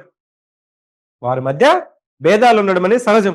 కొంతమంది పొడుగ్గా ఉంటాడు, కొంతమంది పొట్టిగా ఉంటాడు, ఒకడు నల్లగా ఉంటాడు, ఒకడు తెల్లగా ఉంటాడు, ఇంకొకడేమో సో బాగా తెలివిగా ఉంటాడు, ఇంకోడేమో తెలివి తక్కువగా ఉంటాడు, ఒకడేమో బలిష్టంగా ఉంటాడు, ఇంకోడేమో బలహీనంగా ఉంటాడు, ఒకడు ఉన్నవాడు ఉంటాడు, లేనివాడు ఉంటాడు. అన్ని రకాల భేదాలు అనేది ఉంటాయి. So we are not animals where we are having equal abilities. Animals చూడండి ఆల్మోస్ట్ మీకు సిమిలర్ గా కనిపిస్తుంటాయి. సో సింహాలు తీసుకుంటే సింహాలన్నీ ఒకే విధంగా కనిపిస్తుంటాయి, పులులు తీసుకుంటే పులులన్నీ ఒకే విధంగా తీసుకుంటాయి, ఏనుగులు తీసుకుంటే ఏనుగులంతా ఒకే విధంగా కనిపిస్తాయి. సో కానీ మనుషులు ఆ విధంగా ఉన్నారా? మనిషి జాతి ఒకటే అయినా కానీ మనుషుల్లో తారతమ్యాలు అనేది సహజమే. ఇక్కడ మనము ఆలోచించగలుగుతున్నాం, మాట్లాడగలుగుతున్నాం కాబట్టి ఈ తారతమ్యాల గురించి మనం మాట్లాడుకుంటున్నాం. Assume that you don't have the ability to speak. నీకు మాట్లాడే ఎబిలిటీ లేదనుకోండి, వీటి గురించి రావు, డిస్క్రిమినేషన్ రాదు. నేను ఈ ప్రాంతము, నాది ఈ కులము, నాది ఈ మతము అనే తారతమ్యాలు అనేది రాదు. కానీ మనుషులుగా పుట్టాం కాబట్టి మనకి తెలుసో తెలియకుండానో సో ఉపయోగకరం కాదో మనకి నేచర్ ప్రసాదించింది ఏంటంటే మాట్లాడే హక్కు. ఈ మాట్లాడే హక్కు వల్ల ఆటోమేటిక్ గా దీని యొక్క పర్యవసానం ఏంటంటే మన మధ్య ఉన్న భేదాలు, దాన్నే మనం వివక్షత అంటున్నాం, డిస్క్రిమినేషన్ అంటున్నాం. ఈ వివక్షత కాలానుక్రమంగా హిస్టారికల్ గా చారిత్రకంగా తీసుకుంటే ఒకానొక సమయంలో ఒక్కొక్క విధంగా మనం వివక్షత అనేది సమాజంలో ఉంటుంది, ఉండబోతుంది. రేపు పోతుందని చెప్పలేం. ఇంకొక విధంగా నీకు ఈ వివక్షత అనేది వస్తుంది. ఒక పెద్దాయన చెప్తున్నాడు, ఇప్పుడు మీరేమంటున్నారంటే కుల వ్యవస్థ లేదు, కుల ఆధారంగా ఈ వివక్షత లేదని చెప్తున్నారు. మేబీ కొంతవరకు తగ్గిందనేది ఆధారంతో మనం నిరూపించొచ్చు. కానీ ఇప్పటికి కూడా ఉంది. ఇప్పటికి కూడా ఉంది. కానీ వేరే రూపంలో ఉంది అని చెప్తుంటారు. వేరే రూపంలో ఉందని చెప్పి అంటే ఈ వివక్షత డిస్క్రిమినేషన్ అనేది it changes the form. Like your energy. శక్తిని సృష్టించలేము. శక్తిని నాశనం చేయలేము. One form of energy can be transformed into another form. ఈ వివక్షత కూడా అంతే అండి. ఈ వివక్షని సృష్టించలేము. వివక్షతని నాశనం చేయలేము. వివక్షతని యొక్క రూపాంతరం చెందుతూ ఉంటుంది కాలానుక్రమంగా. ఇది జీవిత సత్యం. ఒకసారి ఆలోచించండి. ఈ స్టేట్మెంట్‌లో చాలా డీప్ మీనింగ్ ఉంటుంది. నీకు తెలిసినప్పుడు నుంచి మీ తల్లిదండ్రుల కాలం నుంచి లేదు వాళ్ళ తాత ముత్తాతల నుంచి వివక్షత లేదా? ఇప్పుడు లేదా? ఉండబోదా? లేదని నువ్వు గ్యారంటీ ఇస్తావా? కానీ ఈ ట్రాన్స్‌ఫర్మేషన్ అనేది మారుతూ ఉంటుంది. రూపం అనేది మారుతూ ఉంటుంది. కానీ వీటిని తగ్గించడం వల్ల, ఈ వివక్షత వల్ల, డిస్క్రిమినేషన్ వల్ల మనకి భారతదేశము జాతీయ సమైక్యత, జాతీయ భద్రత, జాతీయ సమైక్యత భావానికి సంబంధించిన అంశాలకి కొన్ని సమస్యలు, సవాళ్లు వస్తాయి. అలాంటి సమస్యలు, సవాళ్ళను మనము అధిగమించడానికి జనరల్‌గా ఏం చేస్తుంటారంటే కొంతమంది ప్రజాస్వామ్య పద్ధతిలో రాజకీయ పార్టీలు పెట్టి ప్రజాస్వామ్యంలో ప్రజల యొక్క మనసుల్ని మనసుల్ని పొంది సో వాళ్ళ యొక్క ఓటు హక్కు పొంది ప్రభుత్వాలను ఏర్పాటు చేసి వాళ్ళు ఏదైతే వివక్షత ఉన్నాయో అభివృద్ధి చేస్తాం, సంక్షేమం చేస్తాం అని చెప్తున్నారో వాటిని అమలు చేయడానికి ప్రయత్నం చేస్తుంటారు. కొంతమంది ఈ ప్రజాస్వామ్యం అనేది ఇది time waste process, lengthy process. అధికారం వచ్చిన తర్వాత అదే మనిషి వేరే రకంగా మారిపోతున్నాడు.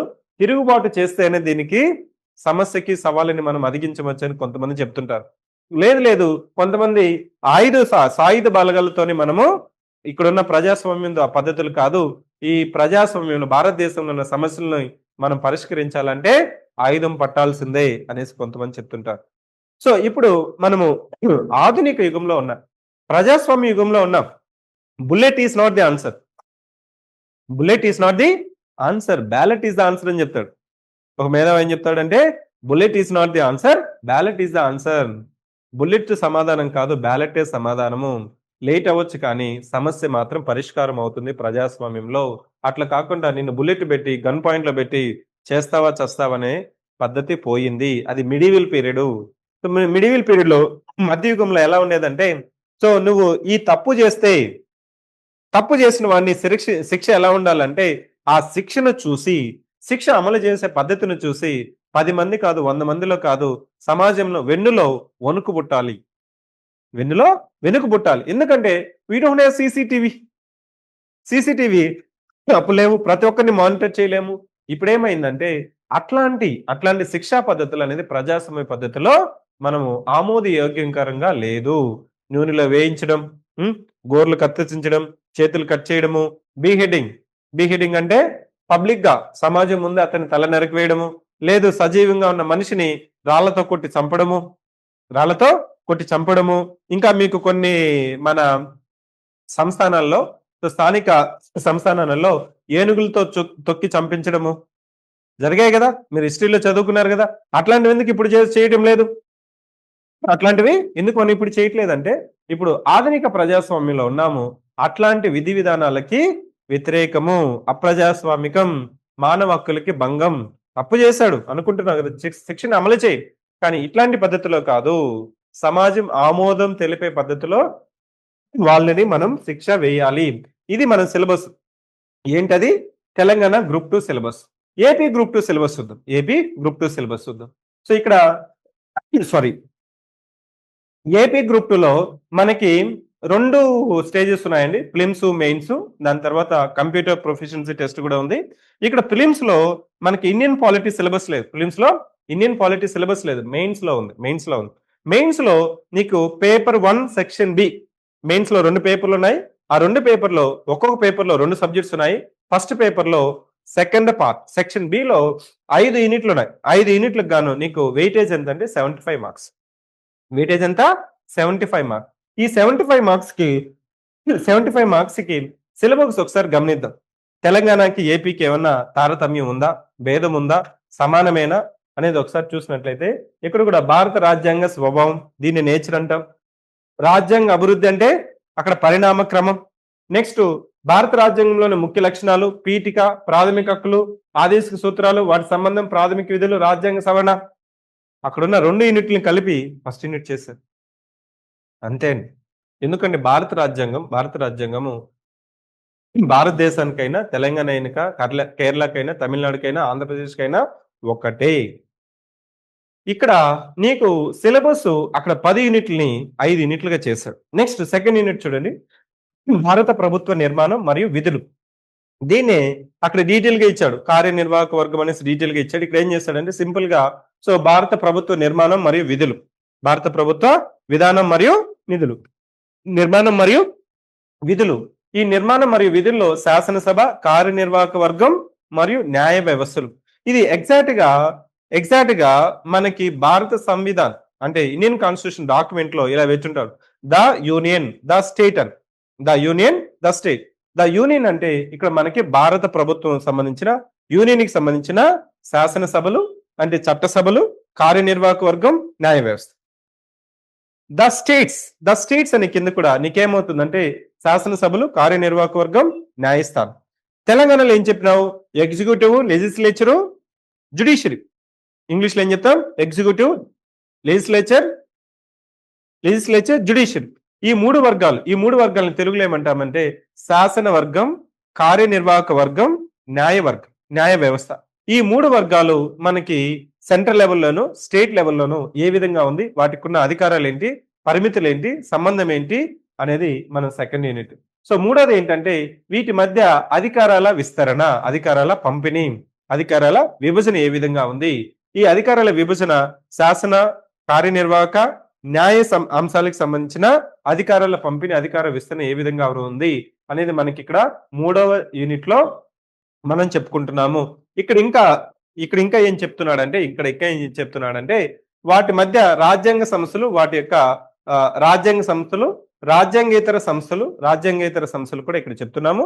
నెక్స్ట్ సెంటర్ స్టేట్ రిలేషన్స్, కేంద్ర మరియు రాష్ట్రాల మధ్య సంబంధాలు మనం చెప్తున్నాం. Cooperative federalism, competitive federalism. Cooperative federalism అంటే మనం ఏం చెప్పుకున్నాం? సహకారం. కోఆపరేటివ్ అంటే సహకారం. సహకార సమైక్య విధానం, సమైక్య వ్యవస్థ. ఇప్పుడు ఇదే తెలంగాణలో తీసుకుంటే నిన్న తెలంగాణ ముఖ్యమంత్రి రేవంత్ రెడ్డి సార్ వచ్చి ప్రెస్ మీట్ పెట్టి ఒక కేంద్ర మంత్రి పేరు తీసుకొని తెలంగాణ రాష్ట్రంలో హైదరాబాద్ కి 2వ ఫేజ్ మెట్రో నిర్మాణం పనులకి అనుమతులు కేంద్రం అడ్డుకుంటుంది అనేసి కొంతమంది పేర్లు కూడా మీడియా సమక్షంలో తెలిపారు. అంటే దాని అర్థం ఏంటి? కొన్ని అంశాల్లో, కొన్ని ప్రాజెక్టులో కేంద్రం యొక్క సహకారం కూడా ఉండాలి. అక్కడ బీజేపీ ఉంది, ఇక్కడ కాంగ్రెస్ ఉంది అనేసి నువ్వు తప్పు పట్టకూడదు.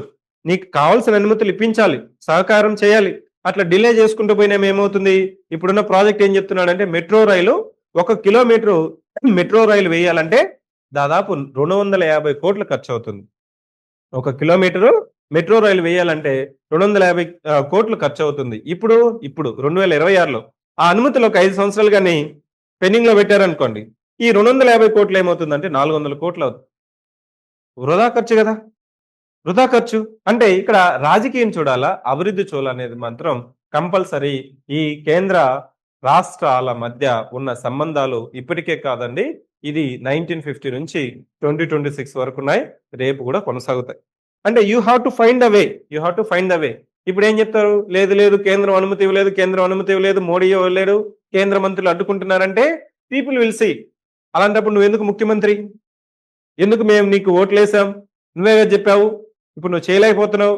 దాన్ని చేయలేకపోవడానికి నువ్వు ముఖ్యమంత్రి పేరు నువ్వు ఉండాల్సింది చెప్పి నువ్వు కేంద్ర మంత్రి పేరు తీసుకుంటున్నావు, కేంద్ర ప్రధానమంత్రి పేరు వాడుతున్నావు అనేసి ఒకసారి చూస్తారు, రెండోసారి చూస్తారు.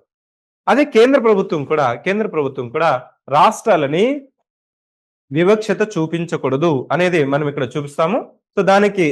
దానికి ఈ రాజమన్నార్ కమిటీ కావచ్చు, సర్కారీ కమిటీ కావచ్చు, పూంజీ కమిషన్ కావచ్చు, ఇట్లాంటి సంస్కరణలకి ఎప్పటికప్పుడు మనకి ఈ కమిటీలు రికమెండేషన్స్ ఎప్పటికప్పుడు ఇస్తున్నారు. వాటిని అమలు చేయకపోవడమే మనకున్న పెద్ద సవాలు. నెక్స్ట్ వచ్చి కేంద్రం వర్సెస్ సెంట్రలైజేషన్ వర్సెస్ డీసెంట్రలైజేషన్, కేంద్రీకరణ వర్సెస్ వికేంద్రీకరణ. దీంట్లో మనకి బలవంతరాయ్, అశోక్ మెహతా, సో పూంచి కమిషన్స్ 73, 74వ రాజ్యాంగ సవరణ. అంటే నీకు ఇక్కడ నేనేం చెప్పాలనుకుంటున్నానంటే ఎవరైతే సిలబస్ మారుతుంది, ప్యాటర్న్ మారుతుంది అని అనుకున్న వాళ్ళకి సమాధానం ఏంటంటే సింగిల్ ఆన్సర్ ఏంటంటే సిలబస్ ఎప్పుడు మారదండి, అటు ఇటు మాత్రమే. అటు ఇటు 5 యూనిట్లు ఉంటే 10 యూనిట్లు, 10 యూనిట్లు ఉంటే 6 యూనిట్లు, పైన ఉంటే కింద, కింద ఉంటే పైన, వెయిటేజ్ అటు ఇటు మార్చు. అంతేగాని నీకు కాంపిటేటివ్ ఎగ్జామ్స్ లో గ్రూప్స్ అయినా సివిల్స్ అయినా అదే పాలిటీ, అదే హిస్టరీ, అదే జోగ్రఫీ, అదే economy, science and technology, mental ability ఇవే ఉంటాయండి కరెంట్ అఫైర్స్. అంతే తప్ప కొత్త సిలబస్ ఏమో సృష్టించరు, కొత్త సిలబస్ ఏమో సృష్టించరు. అది 10th క్లాస్ కావచ్చు, ఇంటర్మీడియట్ కావచ్చు, ఇంజనీరింగ్ కావచ్చు, అదే విధంగా కాంపిటేటివ్ ఎగ్జామ్స్ కైనా సిలబస్ ప్యాటర్న్ మార్పులు చేర్పులు అనేది కంటిన్యూస్ ప్రాసెస్. సో మార్పులు చేర్పులు ఎప్పుడు చేసినా కానీ 5 to 6%, not more than 5 to 6%, very rarely 10% will go, that's it. దాన్ని నువ్వు దృష్టిలో పెట్టుకొని సిలబస్ మారుతుందంట, ప్యాటర్న్ మారుతుందంట, సిలబస్ చేంజ్ చేసేస్తారు, తెలంగాణ గ్రూప్ 2లో తెలంగాణ ఉద్యమంలో కొంత సిలబస్ మార్పులు చేర్పులు చేస్తారు, ఇవంతా అప్రస్తుతము. This is irrelevant. What is relevant is that ఇప్పుడున్న ప్రీవియస్ నోటిఫికేషన్ బట్టి నువ్వు సిలబస్ తీసుకొని దానికి తగినట్టు నువ్వు ప్రిపరేషన్ కంటిన్యూ చేయాల్సిందే. అప్పుడే నువ్వు నోటిఫికేషన్ వచ్చినప్పుడు నువ్వు 10 అడుగులు ముందుంటావు. సో నెక్స్ట్ నీకు అదే చూడండి, తెలంగాణ గ్రూప్ 1 ఫిలిమ్స్ లో they just mention, Telangana group 1 films లో నీకేం మెన్షన్ చేస్తాడంటే Indian constitution and polity mention చేశారు. ఏం మెన్షన్ చేశారు? Indian constitution and polity. Detail syllabus ఇవ్వలేదు. సో భారత రాజ్యాంగం మరియు రాజకీయ వ్యవస్థ అని చెప్పాడు. సో దాంట్లో ఏమేం సిలబస్ అనేది చెప్పలేదు కదా, ఏం చదవాలి, మొత్తం చదవాలి అనేది ఆన్సర్ ఏంటంటే నీకు తెలంగాణ గ్రూప్ 2 అదే సిలబస్ ఇచ్చాడు కదా, 10 యూనిట్స్ ఇచ్చారు, అదే ఇక్కడ చదువుతాం, అంతే answer. Next Telangana group 1 mains కి 5 యూనిట్ల సిలబస్ ఇచ్చాడు. మెయిన్స్ కి 5 యూనిట్ల సిలబస్ పేపర్ 3లో సెక్షన్ 2లో 50 మార్కులకి ఇచ్చాడు. అర్థమవుతుందా? సో ఇది కూడా నీకు అదే సిలబస్ ఉంది, కొద్దిగా డిస్క్రిప్టివ్ ఆస్పెక్ట్ లో మనకి సిలబస్ అనేది ఎక్స్పాండ్ చేశారు. నెక్స్ట్ ఏపీ గ్రూప్ 1 తీసుకుంటే ఏపీ గ్రూప్ 1 ఫిలిమ్స్ లో ఒక అడ్వాంటేజ్ ఏంటంటే ఎవరైతే ఏపీ గ్రూప్ 2 చదువుతున్నారో, ఏపీ గ్రూప్ 2 చదివే వాళ్ళకి మనకి పాలిటీ అనేది ఫిలిమ్స్ లో లేదు, మెయిన్స్ లో ఉంది 75 మార్క్స్ కి. అదే ఏపీ గ్రూప్ 1 లో ఫిలిమ్స్ లో 2 పేపర్స్ ఉంటాయి. పేపర్ 1 లో పాలిటీకి 6 యూనిట్స్ 30 మార్క్స్, 6 యూనిట్స్ 30 మార్క్స్. అదే సిలబస్ మళ్ళీ ఇక్కడ కూడా చూడండి, భారత రాజ్యాంగం యొక్క పరిణామం, లక్షణాలు, పీఠిక, ప్రాథమిక హక్కులు, ప్రాథమిక విధులు, ఆదేశిక సూత్రాలు, సవరణ, ముఖ్యమైన నిబంధనలు, ప్రాథమిక నిర్మాణము, ఎగ్జిక్యూటివ్, లెజిస్లేచర్, జ్యుడిషియరీ అంటే శాసనసభలు, కార్యనిర్వాహక వర్గం, న్యాయ వ్యవస్థలు. కార్యనిర్వాహక వర్గం అంటే కేంద్ర కార్యనిర్వాహక వర్గం, రాష్ట్ర కార్యనిర్వాహక వర్గం, పార్లమెంటు, సో స్టేట్ లెజిస్లేచర్, రాష్ట్ర శాసన సభలు. న్యాయ వ్యవస్థలు అంటే సుప్రీంకోర్టు, హైకోర్టు, క్రింది కోర్టులు. సో న్యాయ సమీక్ష, న్యాయ క్రియాశీలత, ఇంకోటి వచ్చి పబ్లిక్ ఇంట్రెస్ట్ లిటిగేషన్, దాన్ని పిల్ అంటాం. వీటితో పాటు so constitutional, non constitutional bodies, రాజ్యాంగ సంస్థలు, రాజ్యాంగేతర సంస్థలు. వీటితో పాటు ఇంతకుముందు చెప్పుకున్నాం మనం, schedule caste, schedule tribe, BC minority, EWS, women, వీళ్ళకంతా కొన్ని ప్రత్యేకమైన నిబంధనలు ఉన్నాయి. వాటిని అమలు చేసేదానికి కొన్ని ప్రత్యేకమైన కమిషన్లు ఉన్నాయి. ఇక్కడ మనకి ఏపీ గ్రూప్ 1 ఫిలిమ్స్ లో వీటితో పాటు సోషల్ జస్టిస్, ఇంటర్నేషనల్ రిలేషన్స్ అని పెట్టారు. అది ఎక్కడి నుంచి తీసుకున్నారంటే యూపీఎస్సీ మెయిన్స్ సిలబస్ లో నుంచి తీసుకుని వచ్చి ఇక్కడ పెట్టారు, ఇంటర్నేషనల్ రిలేషన్స్, సొసైటీ. ఇక్కడ నెక్స్ట్ ఏపీ గ్రూప్ 1 మెయిన్స్ లో, ఏపీ గ్రూప్ 1 లో మనకి మొత్తం 5 పేపర్లు ఉంటాయి. పేపర్ 3లో మనకి సెక్షన్ ఏలో ఇండియన్ పాలిటీ అండ్ కాన్స్టిట్యూషన్. ఇక్కడ కూడా భారత రాజకీయ వ్యవస్థ మరియు రాజ్యాంగం గురించి ఎన్ని యూనిట్లు ఇచ్చారు? 5 యూనిట్లు ఇచ్చారు. ఈ సిలబస్ ను అబ్జర్వ్ చేసిన ఆల్మోస్ట్ ఇప్పటి వరకు చదివిన అదే సిలబస్. పరిణామక్రమం, మేకింగ్ ఆఫ్ ది కాన్స్టిట్యూషన్ అంటే రాజ్యాంగ నిర్మాణం, చారిత్రక నేపథ్యం. నెక్స్ట్ సాలిన్ ఫీచర్స్ అంటే ముఖ్యమైన లక్షణాలు, దాన్ని విశిష్ట లక్షణాలు అని చెప్పొచ్చు. నేచర్ అంటే స్వభావం. దాని తర్వాత యూనియన్ అండ్ ఇట్స్ టెరిటరీ అంటే యూనియన్ మరియు దాని యొక్క భూక్షేత్రం. నెక్స్ట్ సిటిజన్షిప్ అంటే పౌరసత్వం. నెక్స్ట్ ప్రాథమిక హక్కులు, ఆదేశిక సూత్రాలు, ప్రాథమిక విధులు. నెక్స్ట్ 3 ఆర్గాన్స్ చెప్పుకున్నాం. Executive, legislature, judiciary. ఎందుకు మళ్ళీ నేను 10 సార్లు చెప్తున్నానంటే, నీకు ఈ ఫౌండేషన్ క్లాస్ అయిపోయిన తర్వాత నీకొక గోల్డెన్ రూల్ చెప్తాను. దానికోసమే 10 సార్లు నీకు సిలబస్‌ని గుర్తుండే విధంగా చెప్తున్నాను. ఎప్పుడైతే నీకు సిలబస్ గుర్తుంటుందో, చాప్టర్స్ గుర్తుంటున్నాయో, then your syllabus is completed. Your syllabus is completed. ఆ మైండ్ సెట్ ఉంటేనే నీకు ఈ ప్రిపరేషన్‌లో నువ్వు ముందుకెళ్తావు. లేదు కోచింగ్ అవ్వలేదు, సిలబస్ అవ్వలేదు, రివిజన్ అవ్వలేదు అనుకుంటావంటే ఇంక అవ్వదు. ఎప్పటికీ అవ్వదు. 10 సంవత్సరాలైనా ఇక్కడే తిరుక్కుంటూ ఉంటాం. సో, ఇక్కడ నేనేం చెప్తున్నానంటే 3 ఆర్గాన్స్ చెప్తున్నాం. Executive, legislature, judicial. ఎగ్జిక్యూటివ్ అంటే కార్యనిర్వాహక వర్గం. లెజిస్లేచర్ అంటే శాసన వర్గం. సో, జ్యుడిషియరీ అంటే న్యాయ వ్యవస్థ. సో, ఇది సెంటరు, స్టేట్. వీటి మధ్య అధికారాల పంపిణీ, విస్తరణ ఏ విధంగా ఉంది? వాటి మధ్య సంబంధాలు ఏ విధంగా ఉన్నాయి? ఈ సంబంధాల మధ్య వచ్చే సమస్యలేంటి? వాటిని మనం పరిష్కరించడం కోసం ఎలాంటి కమిషన్స్‌ని మనం ఏర్పాటు చేశాము? అవి ఇచ్చిన రికమెండేషన్స్ ఏంటి? వాటిని అమలు చేశామా? ఎందుకు అమలు చేయలేకపోతున్నాము? ఇక్కడ మీకు సింపుల్ ఎగ్జాంపుల్ ఏందంటే role of the governor. Governor యొక్క పాత్ర. ఈ గవర్నర్ యొక్క పాత్ర మనకి ఎప్పుడో ఒకసారి అనేది కాదు. ప్రతిరోజు న్యూస్ పేపర్‌లో ఉంది. న్యూస్ పేపర్‌లో ఉన్న అంశం. ఒకసారి వెస్ట్ బెంగాల్, ఒకసారి తమిళనాడు, ఇంకోసారి కర్ణాటక, ఇంకోసారి ఆంధ్రప్రదేశ్, ఇంకోసారి తెలంగాణ. ఎందుకు రోల్ ఆఫ్ ది గవర్నర్ అంత చర్చకు దారి తీస్తుంది? విమర్శకి ఎందుకు వస్తుందంటే, role of the governor is not simple appointed by the central government. He balances constitutional machinery. రాజ్యాంగంలో ఉన్న అంశాలని బ్యాలెన్స్ చేయాలి. సమన్వయం చేసుకోవాలి. ఈ సమన్వయం చేసేటప్పుడు ఆ డెసిషన్ తీసుకున్నప్పుడు, అతను ఒక నిర్ణయం తీసుకున్నప్పుడు అది కొన్ని యొక్క రాజకీయ పార్టీలకి అనుకూలంగా ఉండొచ్చు, ప్రతికూలంగా ఉండొచ్చు. ప్రతికూలంగా ఉన్నప్పుడు నువ్వేం చేస్తావంటే గవర్నరు కేంద్ర ప్రభుత్వానికి తొత్తుగా ఉన్నాడు. గవర్నరు కావాలంటే బీజేపీ కండువా కప్పుకోమని చెప్పండి అంటారు. అదే అక్కడ బీజేపీ పోయి కాంగ్రెస్ వచ్చిందనుకోండి, అదే బీజేపీ నాయకులు ఏం చెప్తారంటే, ఇతను కాంగ్రెస్ కండువా కప్పుకొని పరిపాలిస్తున్నాడు. అతను రాజ్యాంగంలో ఉన్న రాజ్యాంగ పదవిలో ఉన్న కానీ రాజ్యాంగ విలువలకు స్ఫూర్తి నింపాల్సింది పోయి రాజ్యాంగాన్ని తుంగలో తొక్కుతున్నారనేసి కూడా విమర్శ చేస్తూ ఉంటారు. ఏది ఏమైనా కానీ సెంటర్ స్టేట్ రిలేషన్స్ అనేది స్టాటిక్ కాదు. అది ఎప్పుడు డైనమిక్, మారుతూ ఉంటాయి. ఈ మారుతున్న అంశాలకి మనం ఏ విధంగా సమన్వయం చేసుకోవాలనేది మన సిలబస్ లో ఉంటుంది. నెక్స్ట్ యూపీఎస్సీ ప్రిలిమ్స్ తీసుకుంటే, యూపీఎస్సీ ప్రిలిమ్స్ లో చూడండి, మీకు ఇక్కడ కూడా డీటెయిల్ సిలబస్ ఏం మెన్షన్ చేయాలి, ప్రిసైజ్ గా చెప్పాడు. Indian polity and governance, constitution, political system, Panchayati Raj system, public policy, rights issues.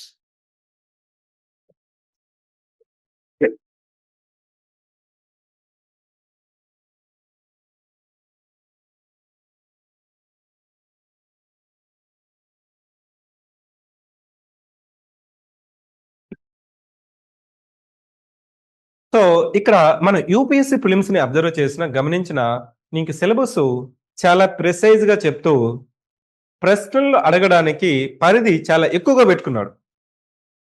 Syllabus ఏమో నీకు చూడండి 1, 2, 3, 4, 5, 6 5 పాయింట్సే ఉన్నాయి. కానీ పరిధి అనేది చాలా విస్తృతంగా అడగడానికి అతను ప్రిలిమ్స్ సిలబస్ లో పెట్టుకున్నాడు. సో ఎక్కడైనా ప్రిలిమ్స్ ఉంటే మాత్రం నీకు సిలబస్ డిఫైన్ చేసినప్పుడు ప్రిపేర్ అవ్వడం ఈజీ. సిలబస్ క్లియర్ గా మెన్షన్ చేయనప్పుడు ప్రిపేర్ అవ్వడం డిఫికల్ట్, అంతే తేడా. మళ్ళీ యూపీఎస్సీ మెయిన్స్ కి వచ్చిన తర్వాత అదే సిలబస్ ని 20 పాయింట్స్ లో మెన్షన్ చేశారు. మనకి ఏదైతే ఏపీ గ్రూప్ 1 మెయిన్స్ సిలబస్ లో ఉన్న సిలబసే యూపీఎస్సీ మెయిన్స్ లో ఉన్న syllabus. Now after examining all this syllabus comparison, what is your conclusion? చెప్పండి, ఏం కంక్లూజన్ అండి? ఏం కంక్లూజన్? సిలబస్ లో ఏపీ గ్రూప్ 1 అయినా, తెలంగాణ గ్రూప్ 2 అయినా, యూపీఎస్సీ అయినా, నేను ఇంతకుముందు previous year questions PYQs refer చేయమని చెప్పాను కదా. నువ్వు పీవైక్యూస్ రిఫర్ చేయడానికి బోల్డ్ అనే క్వశ్చన్స్ నీకు రిఫరెన్స్ లో ఉన్నాయి. యూపీఎస్సీ క్వశ్చన్స్ ప్రాక్టీస్ చేయొచ్చు. Telangana group 1, Telangana group 2, AP group 1, AP group 2, ఇవన్నీ ప్రశ్నలు నీకు సంబంధించిన ప్రశ్నలే. For example, if you're preparing for Telangana group 2, you have to refer so AP, UPSC, Telangana. If you are preparing for AP, you have to refer UPSC, AP and Telangana. ఇవే కాదండి, వేరే public service commissions కి సంబంధించిన polity బిట్లు, constitution బిట్లు నువ్వు practice చేసుకోవడానికి ఉపయోగకరం. సో అది చెప్పడానికి నేను సిలబస్ అనాలిసిస్ డాక్యుమెంట్ మీకు చూపించాను. నెక్స్ట్ నెక్స్ట్ ఇది పక్కన పెడితే మనం ఇక్కడ క్లాసెస్ ఏ విధంగా చెప్తాము అంటే నీకు సిలబస్ మొత్తాన్ని నేనేం చేశానంటే యూనిట్స్ గా డిఫైన్ చేశాను. టోటల్ గా మీకు 26 చాప్టర్స్ గా డిఫైన్ చేశాను. ఫస్ట్ చాప్టర్ చూడండి. ఫస్ట్ చాప్టర్ వచ్చి పరిభాష. దీన్నే మనం టెర్మినాలజీ అంటాం.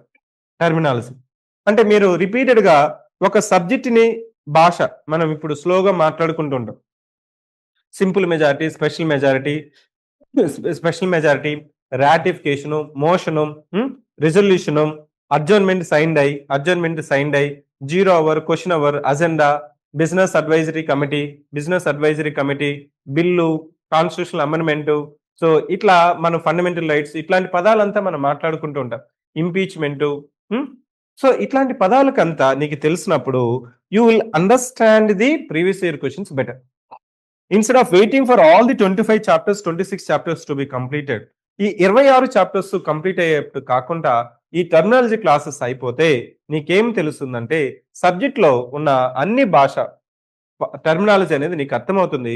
అప్పుడు నువ్వు క్వశ్చన్ చూసినప్పుడు you feel familiarity, you feel comfort, you feel confidence. When you feel comfort you will get the confidence.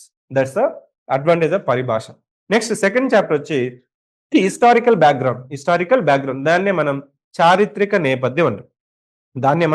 చారిత్రక నేపథ్యం అంటే ఇక్కడ మనం ఏం చెప్తున్నామంటే ఈ చారిత్రక నేపథ్యంలో బ్రిటిషర్స్ కాలంలో మనకున్న వ్యవస్థలు, అక్కడున్న చట్టాలు, మన భారత రాజ్యాంగం నిర్మాణం చేసేటప్పుడు సంవిధాన సభలో మనకి ఎలాంటి ఉపయోగకరంగా ఉన్నింది, ఎలాంటి ప్రభావం తెలిపింది, అప్పుడున్న వ్యవస్థను తెలుసుకోవడానికి మనము ఈ చారిత్రక నేపథ్యం గురించి మనం తెలుసుకుంటాము. ఎప్పుడైతే నీకు హిస్టరీ తెలుస్తుందో you will understand the significance of our constitution. భారత రాజ్యాంగం యొక్క గొప్పదనం తెలియాలంటే మన బ్రిటిషర్స్ ఎంతవరకు పరిపాలించారు. ఇంకా there was one challenge by lord Birkenhead ఏం చెప్పాడంటే, సో దాన్ని మనం బెర్కెన్ హెడ్ ఛాలెంజ్ అంట. సో అప్పుడు ఏంటంటే సైమన్ కమిషన్ వచ్చింది. 1927లో భారతదేశానికి వచ్చినప్పుడు ఆ సైమన్ కమిషన్ లో మొత్తం 7 మంది సభ్యులు ఉంటారు. 7 మెంబర్స్ కమిషన్. దాంట్లో మీరు వస్తున్నారు, భారతదేశంలో ఉన్న చట్టాన్ని ఏ విధంగా అమలు చేశారు, పౌరుల నుంచి వినతుల్ని సేకరించి మళ్ళీ రాబోయే చట్టాన్ని సవరణ చేయడం కోసం మీరు రికమెండేషన్స్ ఇవ్వడానికి వస్తున్నారు. అలాంటి కమిషన్స్ లో ఏ భారతీయుడు లేడు, there is no single Indian in that commission అని మన భారతీయులు నిలదీసినప్పుడు అప్పుడు లార్డ్ బెర్కెన్ హెడ్ ఏం చెప్పాడంటే, భారతీయులకి అంత తెలివితేటలు లేదు. It is my challenge. That is lord Birkenhead challenge. So no Indian is having that competency to draft the constitution. So to satisfy all the communities in the India. They know that భారతదేశంలో వివిధ కులాలు ఉన్నాయి, వివిధ మతాలు ఉన్నాయి, వివిధ ఆచారాలు ఉన్నాయి. వీటిని అందరినీ, ఈ సమూహాలనంతా ఏకతాటిపైకి తీసుకుని వచ్చే రాజ్యాంగాన్ని తయారు చేసే మేధస్సు, తెలివితేటలు భారతీయులకి లేదు. అందుకోసమే మేము ఈ సైమన్ కమిషన్ లో భారతీయులు పెట్టలేదంటే మన అప్పుడున్న నేషనల్ ఫ్రీడమ్ స్ట్రగుల్లో ఉన్న నాయకులంతా ముక్తఖండంతో ఖండించి దాని ఛాలెంజ్ని స్వీకరించి నెహ్రూ రిపోర్ట్ని ఒకటి తయారు చేసి దానికి ప్రాథమిక అంశాలంతా కూడా అప్పుడు మన వాళ్ళు కాంగ్రెస్ పార్టీలో దాన్ని ఆమోదం తెలిపారు. దాన్ని పక్కన పెట్టినట్లయితే సో ఆ సైమన్ కమిషన్ ఇచ్చిన రిపోర్ట్ ఆధారంగా భారత ప్రభుత్వ చట్టం, దాన్ని government of India act of 1935 గా ప్రాచుర్యంలోకి వచ్చింది, అమల్లోకి వచ్చింది. దాన్నే మనము ఇప్పుడు కొంతమంది అతి మేధావులు ఏం చెప్తుంటారంటే, భారత రాజ్యాంగం ఇప్పుడున్న Indian constitution it is just a carbon copy of 1935 act. It is just a carbon copy of 1935. ఇంకా ఇంకొక విశ్లేషకుడు ఏం చెప్తాడంటే, మేధావి, it is just Indian constitution is equal to 1935 act plus universal adult franchise. కొత్తగా ఏమన్నా జోడించారంటే రాజ్యాంగ సంవిధాన సభలో అది ఏమి లేదండి. 1935 యాజ్ ఇట్ ఈస్ గా తీసుకొని యూనివర్సల్ అడల్ట్ ఫ్రాంచైజ్, సార్వత్రిక వయోజన ఓటు హక్కు మాత్రమే వీళ్ళు కల్పించారు. మిగిలిందంతా 35 చట్టంలో ఏదైతే ఉన్నాయో అదే అంశాలను మీరు భారత రాజ్యాంగాన్ని కల్పించారు అని చెప్తుంటారు. దాన్ని తిప్పికొడుతూ మన chief architect of Indian constitution doctor B R Ambedkar ఎలాంటి సమాధానం చెప్పారనేది మనము ఈ మేకింగ్ ఆఫ్ ది కాన్స్టిట్యూషన్ లో తెలుసుకుంటాము. నెక్స్ట్ 4th చాప్టర్ ఏంటంటే విశిష్ట లక్షణాలు, ముఖ్య లక్షణాలు. భారత రాజ్యాంగం యొక్క స్వభావం ఏమిటి, దానికి సంబంధించిన ముఖ్య లక్షణాలు ఏంటి అనేది మనం ఇక్కడ ఈ చాప్టర్ లో నేర్చుకుంటాము. నెక్స్ట్ ఇంట్రడక్షన్, దీన్నే పీఠిక అంటాము, ప్రిఫేస్ అంటాము. సోల్ ఆఫ్ ది కాన్స్టిట్యూషన్, భారత రాజ్యాంగం యొక్క ఆత్మ అంటాము. అదే ఐడెంటిటీ కార్డ్ అని కూడా అంటాము. భారత రాజ్యాంగానికి ఇది గుర్తింపు కార్డు వంటిది. దీన్ని చదివితే మీకు తెలుస్తుంది భారత రాజ్యాంగం ఎటువంటిదో, ఎలాంటి అంశాలు మనం క్రోడీకరించామనేది మనం పీఠికలో చెప్తాం. నెక్స్ట్ పౌరసత్వం, ప్రాథమిక హక్కులు, ఆదేశిక సూత్రాలు, ప్రాథమిక విధులు, రాజ్యాంగ సవరణ, ప్రాథమిక రాజ్యాంగాన్ని సవరణ చేసేదానికి దానితో పాటు మనం డాక్ట్రిన్ ఆఫ్ బేసిక్ స్ట్రక్చర్ అని చెప్తుంటాం. మీరు సుప్రీంకోర్టు తీర్పు ఇచ్చేటప్పుడు it's a violation of basic structure అని చెప్తుంటారు. Doctrine of basic structure. ఈ బేసిక్ స్ట్రక్చర్ ఏంటి, ప్రాథమిక సిద్ధాంతం ఏంటి, మౌలిక సిద్ధాంతం ఏంటి, దాన్ని ఎందుకు మనం సవరణ చేయలేము, ఎందుకు సుప్రీంకోర్టు దీన్ని నిర్వచన చేయలేదు, నిర్వచన చేయకుండా దీన్ని ఎందుకు మనము ఇప్పటికి కూడా అమల్లో ఉంది. సో నెక్స్ట్ కార్యనిర్వాహక వర్గం, పార్లమెంటు, రాష్ట్ర శాసనసభలు, స్థానిక సంస్థలు, షెడ్యూల్లు మరియు గిరిజన ప్రాంతాలు, కేంద్ర మరియు రాష్ట్ర సంబంధాలు, అత్యవసర నిబంధనలు, న్యాయ వ్యవస్థ, ట్రిబ్యునల్లు, రాజ్యాంగ సంస్థలు, రాజ్యాంగేతర సంస్థలు, అధికారిక భాషలు, ఎన్నికలు మరియు రాజకీయ పార్టీలు, నెక్స్ట్ జాతీయ సమైక్యత మరియు సమగ్రత. ఇవి మనము చాప్టర్ వైజ్ సిలబస్ డిస్కస్ చేస్తాం. సో ఈ సిలబస్ లో నీకు అయిపోయింది కదా, ఈ 26 చాప్టర్లు గుర్తున్నాయి కదా, గుర్తుపెట్టుకొని చదివి గుర్తుపెట్టుకున్నావంటే నీకు సిలబస్ అయిపోయినట్టు.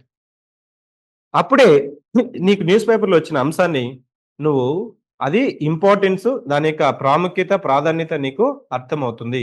లేదు ఇంకా సిలబస్ అవ్వలేదు, క్లాసెస్ ఇప్పుడే స్టార్ట్ అయినాయి అనేసి నువ్వు కానీ అనుకున్నావంటే మాత్రము నీకు ఇంకా టైం ఉంది అనేసి వెనుకబాటు నీకే తెలిసిపోతుంది. సో ఇది సిలబస్, ఇది మనం సిలబస్. నెక్స్ట్ ఏం చెప్పబోతున్నానంటే pattern of the exam, pattern and format. Pattern and format ఏంట్లో నీకు చెప్పాల్సింది ఏంటంటే, ప్యాటర్న్ అండ్ ఫార్మాట్ లో నేనేం చెప్పాలనుకుంటున్నానంటే ఒకసారి అబ్జర్వ్ చేయండి. AP group 1, Telangana group 1, AP group 2, Telangana group 2. If I take AP group 1, prelims లో మనం చెప్పాను, ప్రిలిమ్స్ లో క్వాలిటీ సబ్జెక్ట్ ఉంది, ప్రెసైజ్ గా 5 యూనిట్లు ఉన్నాయి. 5 యూనిట్లు కలిపి 30 క్వశ్చన్స్ ఇచ్చాడు. 30 క్వశ్చన్స్ లో 28 క్వశ్చన్స్ ఏమున్నాయండి, 28 క్వశ్చన్స్ ఏమున్నాయి, 4 స్టేట్మెంట్ క్వశ్చన్స్. అంటే దీని నుంచి మనం ఏం నేర్చుకుందామంటే, ఏపీ గ్రూప్ 1 ప్రిలిమ్స్ ఎగ్జామ్ నుంచి నీకు క్వశ్చన్స్ వాడు ఏం చేస్తాడంటే కీ మిస్టేక్స్ అనేది వస్తాయండి. మన ఏపీలో అయినా తెలంగాణలో ఒక పద్ధతి ఏంటంటే ఎగ్జామ్ అయిపోయిన తర్వాత ప్రొవిజనల్ కీ అంటే ప్రాథమిక కీ అనేసి రిలీజ్ చేస్తుంది.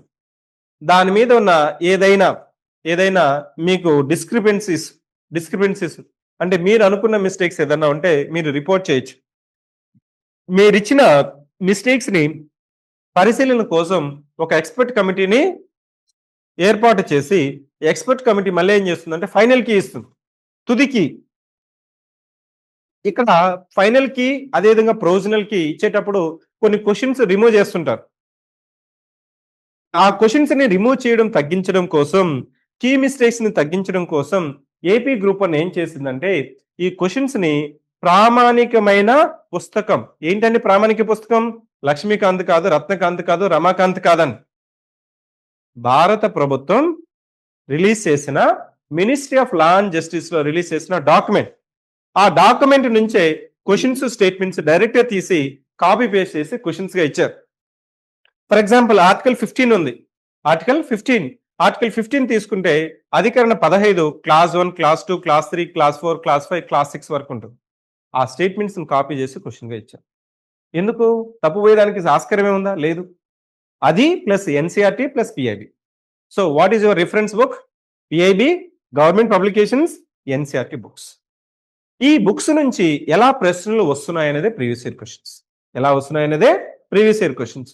నెక్స్ట్ ఏపీ గ్రూప్ 2 నువ్వు గమనించినట్లయితే 75 క్వశ్చన్స్ కి assertion reason questions they asked 12 questions. ఈ అసర్షన్ రీజన్ క్వశ్చన్స్ ఎలా ఉంటాయంటే మనం 10th క్లాస్లో చూసుకుంటాం. అసర్షన్. సో ఏమంటే India is a democratic nation. భారతదేశం ప్రజాస్వామ్య దేశం. భారతదేశంలో ప్రతి 5 సంవత్సరాలకి సాధారణ సాధారణ లోక్సభకి లోక్సభకి సాధారణ లోక్సభకి ఎన్నికలు నిర్వహిస్తున్నాము అనేది statement. Now tell me what is answer? A and R is correct. రెండు correct. Reason is the correct explanation for the assertion. R A is correct, R is incorrect. A is incorrect, R is correct. నువ్వేమనుకుంటావు? ఆలోచిస్తావు. రెండు కరెక్టే. అవును, ప్రతి 5 సంవత్సరాలకి elections జరుగుతున్నాయి. అదే కదా ప్రజాస్వామ్యంలో ఇంత ముందుగానే సార్ చెప్పాడు అనేసి అనుకుంటాం. కానీ both are correct. R is not the right explanation. ఎందుకంటే ఫస్ట్ స్టేట్మెంట్ ఏంటి? India is a democratic nation అని చెప్తున్నాం. భారతదేశం ప్రజాస్వామ్య దేశం అని చెప్తున్నాం. ప్రజాస్వామ్య దేశం అని చెప్పడానికి కారణం ఏంటంటే ప్రజల చేత ప్రజల కొరకు ఎన్నుకోబడిన ప్రభుత్వం. అసలు ఎన్నుకోబడిన ప్రభుత్వాలంటే నీకు డైరెక్ట్ డెమోక్రసీనా, ఇండైరెక్ట్ డెమోక్రసీనా అంటే రిప్రజెంటేటివ్ డెమోక్రసీ మనకి ఉందా లేదా అని నేను చెప్పునుంటే అప్పుడు నువ్వు అది కరెక్ట్ ఎక్స్ప్లెనేషన్ ఉంటుంది. 5 సంవత్సరాలకి ఎలక్షన్స్ పెట్టడం కాదు. So America is also democratic nation, but they are having elections for 4 years. They are having 4 elections. Some other country may have the elections at every 6 years. అంటే ఫ్రీక్వెంట్ ఎలక్షన్స్ అనేది one of the parameters అయినా కానీ representative democracy అంటే ప్రాతినిధ్య వ్యవస్థ అనేది మనం ప్రజాస్వామ్యం దేశంగా మనం కొనియాడుతున్నాము. ఇది నీకు తెలియాలంటే, అసర్షన్ రీజన్స్ తెలియాలంటే టర్మినాలజీ క్లాసెస్ నీకు వినాల. మనం ఏం చెప్తాం? సో లౌకిక దేశం, గణతంత్ర దేశం, ప్రజాస్వామ్య దేశం, సార్వభౌమత్వం ఉంది, లిబర్టీ ఉంది, ఫ్రెటర్నిటీ ఉంది, ఈక్వాలిటీ ఉంది, సమానత్వం ఉంది, స్వాతంత్రం ఉంది. ఇట్లాంటి పదాలకంతా నీకు డెఫినేషన్ తెలిస్తేనే ఈ అసర్షన్ రీజన్ క్వశ్చన్స్ నువ్వు అటెంప్ట్ చేయగలవు. ఇది రావాలంటే నీకు కొంత అవగాహన ఉండాలి, అనలిటికల్ క్వశ్చన్స్ ఉండాలి. సార్ అలాంటప్పుడు ఈ తెలంగాణలో 0 క్వశ్చన్స్ అడిగారు కదా, అప్పుడు అసర్షన్ రీజన్ క్వశ్చన్స్ ఇక్కడ అడగరా అంటే అడగవచ్చు. There is no limitation. అడగకూడదు అనేసి రూల్ ఏం లేదు. కానీ నువ్వేం తెలుసుకోవాలంటే ఈ ప్యాటర్న్ నుంచి ఫార్మేట్ నుంచి నువ్వు తెలుసుకోవాల్సింది ఏంటంటే ఒక కాన్సెప్ట్ నువ్వు చదివేటప్పుడు తెలుసుకునేటప్పుడు ప్రైమరీ సోర్సెస్ నుంచే చదవాలి. నువ్వు కోచింగ్ జాయిన్ అవుతావా డజంట్ మ్యాటర్ ఫర్ మీ. నువ్వు చదివేటప్పుడు నువ్వు ఓన్గా చదువుకో, నాకేం ఇబ్బంది లేదు. కానీ నీకు ఒరిజినల్ కాన్స్టిట్యూషన్ అర్థం చేసుకునే ఎబిలిటీ ఉందా లేదా? So that is released by ministry of law and justice. ఎన్సీఆర్టీని చదువు. పిఐబిలో లేవనెత్తిన అంశాలు, మనకి పాలిటిక్స్ సంబంధించిన అంశాలు నువ్వు అర్థం చేసుకునే అవగాహన ఉందా లేదా? వీటిని పక్కన పెట్టుకొని ప్రీవియస్ ఇయర్ క్వశ్చన్స్ ని ఇంటర్లింకింగ్ చేసుకున్నావంటే అప్పుడే ఈ ఎగ్జామ్ లో నీ పేరు ముందుంటుంది, ఫలితం అనేది వస్తుంది. లేదు పుస్తకం తీసుకొని లక్ష్మీకాంత్ చదువుతా, లేటెస్ట్ ఎడిషన్ చదువుతా, మళ్ళీ 9th ఎడిషన్ కాదంటే 10th ఎడిషన్ చదువుతా, చదువుకో, ఇబ్బంది ఏం లేదు. There is no guarantee. So that's why I been telling that the foundation class లో నీకు సబ్జెక్ట్ మీద ప్రశ్నలు ఏ విధంగా అడుగుతున్నారు, ఎలాంటి క్వశ్చన్స్ అడుగుతున్నారు, దీని నుంచి నేనేం చెప్తానంటే ఏ కాన్సెప్ట్ చెప్పినా కానీ మినిమం నీకు 4 పాయింట్స్ నువ్వు నేర్చుకోవాలి. ఎందుకంటే 4 స్టేట్మెంట్ క్వశ్చన్స్ అడుగుతున్నాడు. ఇంకా చెప్పాలంటే ఎగ్జాగనల్ అప్రోచ్ అనేసి నీకు ఓరియంటేషన్ లో చెప్పుంటారు. ఎగ్జాగనల్ అప్రోచ్ అంటే నువ్వు కరెంట్ అఫైర్స్ కానీ ఏదైనా కాన్సెప్ట్ కానీ చదివేటప్పుడు ఆ టాపిక్ గురించి 6 పాయింట్స్ నువ్వు ఫోకస్ చేయాలి. Minimum 6 points, maximum also 6 points. I'm not saying unlimited points. There is a one classic an example. There is a one person who says నా మెటీరియల్ చదవండి, అన్ని ప్రశ్నలు నా మెటీరియల్ నుంచి వచ్చేస్తాయండి. ఆ మెటీరియల్ ఏముందంటే మళ్ళీ రీరైటింగ్, ఆర్టికల్ 1 నుంచి 395 ఆర్టికల్స్ మొత్తం ఉన్నాయి. అంటే 395 ఆర్టికల్స్ చదువు, నీకు వేరే క్వశ్చన్ ఎక్కడి నుంచి రాదని చెప్పు. అంటే అది కాదండి ప్రిపరేషన్. నీకు సెలెక్టివ్ అప్రోచ్ ఉండాలి, ఫోకస్డ్ అప్రోచ్ ఉండాలి. ఎందుకంటే పాలిటీ ఒకటే సబ్జెక్ట్ కాదు, పాలిటీ ఉంది, హిస్టరీ ఉంది, జాగ్రఫీ ఉంది, కరెంట్ అఫైర్స్ ఉన్నాయి, సైన్స్ అండ్ టెక్నాలజీ ఉంది, అర్థమెటిక్, రీజనింగ్, తెలంగాణ మూమెంట్. ఒకవేళ మీరు తెలంగాణ రాస్తుంటే ఈ అన్ని సబ్జెక్ట్స్ మినిమం 8 నుంచి 10 సబ్జెక్ట్స్ ఉన్నాయి. కాబట్టి నీకు ప్రతి సబ్జెక్ట్ లో నువ్వు మాస్టర్ అవ్వాల్సిన అవసరం లేదు. నువ్వు ఎంత ఫోకస్ చేయాలి? ఫర్ ఎగ్జాంపుల్ నీకు గ్రూప్ 2కి వచ్చిన తర్వాత నీకు తెలంగాణలో అయినా ఒకే స్టేజ్ ఉంది, అదేవిధంగా ఏపీ గ్రూప్ 2 తీసుకున్న మెయిన్స్ లో పాలిటీ సబ్జెక్ట్ ఉంది. రెండిట్లో నీకు ముఖ్యమే. 75 మార్క్స్కి నువ్వు ఎంత స్కోర్ చేయాలి? నువ్వు minimum 60 questions out of 75 questions you can target, not 75 out of 75. Again I'm saying that if you target 75 out of 75 you will be out of the race. ఏం సార్ అంటే, సో నువ్వేం చేస్తుంటావు అప్పుడు? ప్రతిదీ గుర్తుపెట్టుకోవడానికి ట్రై చేస్తుంటావు, ప్రతి పాయింట్ చదవడానికి try చేస్తుంటావు, అన్నీ చదువుతావు, అన్నీ గుర్తుపెట్టుకోవడానికి అనుకుంటావు. లాస్ట్ ఎగ్జామ్ రోజు నీకేమనిపిస్తుంది అంటే సింపుల్ క్వశ్చనే ఉంటుంది. By which of the following act first time that British government has recommended to spend 1 lakh rupees for the development of education?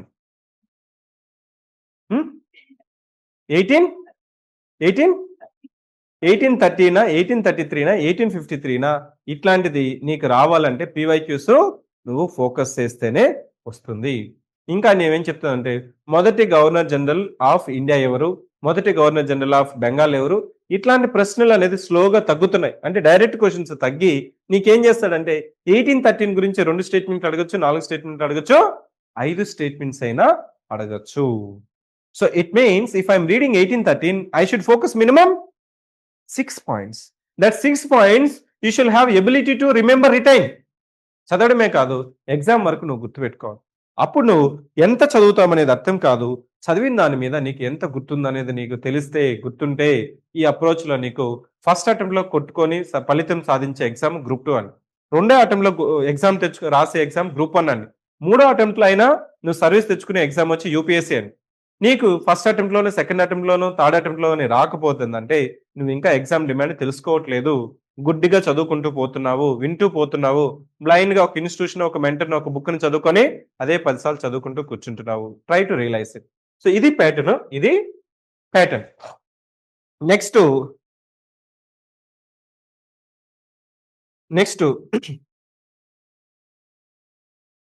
మనం సివిక్ సెంటర్ లోనే నేను ఇంకా నెక్స్ట్ క్లాస్ లో I will be taking up the previous year questions English and Telugu.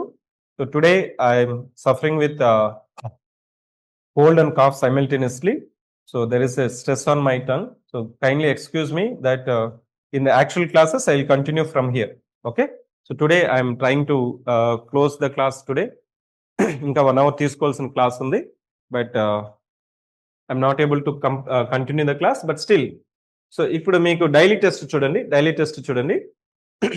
ప్రధాన భాగాలు మరియు schedule, ఒక previous year questions daily test civic centre లో పెట్టే ఒక టెస్ట్ పేపర్ తీసుకొని క్వశ్చన్స్ పేటర్న్ అర్థం చేసుకొని will complete.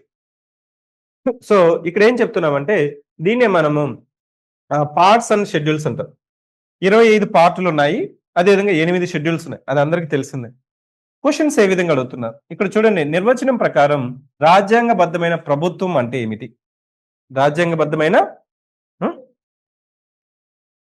Original constitution 8, present వచ్చి 12. ఓకే, సో ఇక్కడ నిర్వచనం ప్రకారం రాజ్యాంగబద్ధమైన ప్రభుత్వం అంటే ఏమిటి? సింపుల్ క్వశ్చన్ ఇది. కాన్స్టిట్యూషనల్ గవర్నమెంట్ అంటే ఏమిటి అని అడుగుతున్నారు.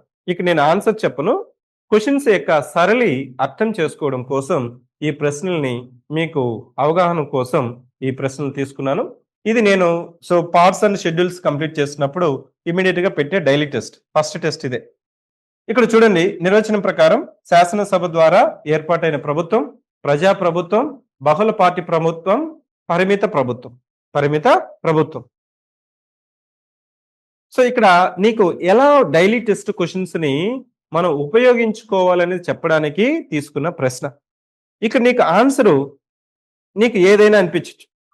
మేబీ స్టూడెంట్ ఏం చెప్పొచ్చు అంటే ప్రజాప్రభుత్వం చెప్పొచ్చు, లేదు సో శాసనం ద్వారా ఏర్పాటైన ప్రభుత్వం చెప్పొచ్చు, లేదు బహుళ పార్టీ ప్రభుత్వం అయినా చెప్పొచ్చు. ఇక్కడ ఆన్సర్ ఏదనేది కాదు, వాటి యొక్క నిర్వచనం. లిమిటెడ్ గవర్నమెంట్ అంటే పరిమిత ప్రభుత్వం. ఎందుకు పరిమిత ప్రభుత్వం అంటే డెఫినేషన్ ఏంటి? కాన్స్టిట్యూషనల్ గవర్నమెంట్ అనే దాన్ని ఎందుకు, కాన్స్టిట్యూషన్ అనేది లిమిటేషన్. రాజ్యాంగం లేకపోతే ప్రభుత్వం ఏదైనా చేయొచ్చు, ఎలా అయినా చేయొచ్చు. మనం ఏం చెప్తున్నాము, ఈ ప్రభుత్వం రాజ్యాంగాన్ని లోబడి పనిచేయట్లేదని చెప్తుంటారు opposition parties. There is one saying in UK, Britain లో పార్లమెంట్ ఏం చెప్తుందంటే Britain parliament is having unlimited power. Parliament can do anything except men to women, women to men. Britain parliament can do anything except men to women, women to men. ఇక్కడ మనకి ఇక్కడ మనం ఏం చెప్తున్నాము? పార్లమెంట్‌కి సవరణ చేసే హక్కు ఉంది. కానీ, ఆ కానీ అంటే ఏంటి? కానీ అంటే ఏంటి? పరిమితి, లిమిటెడ్. కానీ అని లేకపోతే అపరిమితమైన అధికారాలున్నట్టు. సో, ఇక్కడ రాజ్యాంగం అనేది కానీ.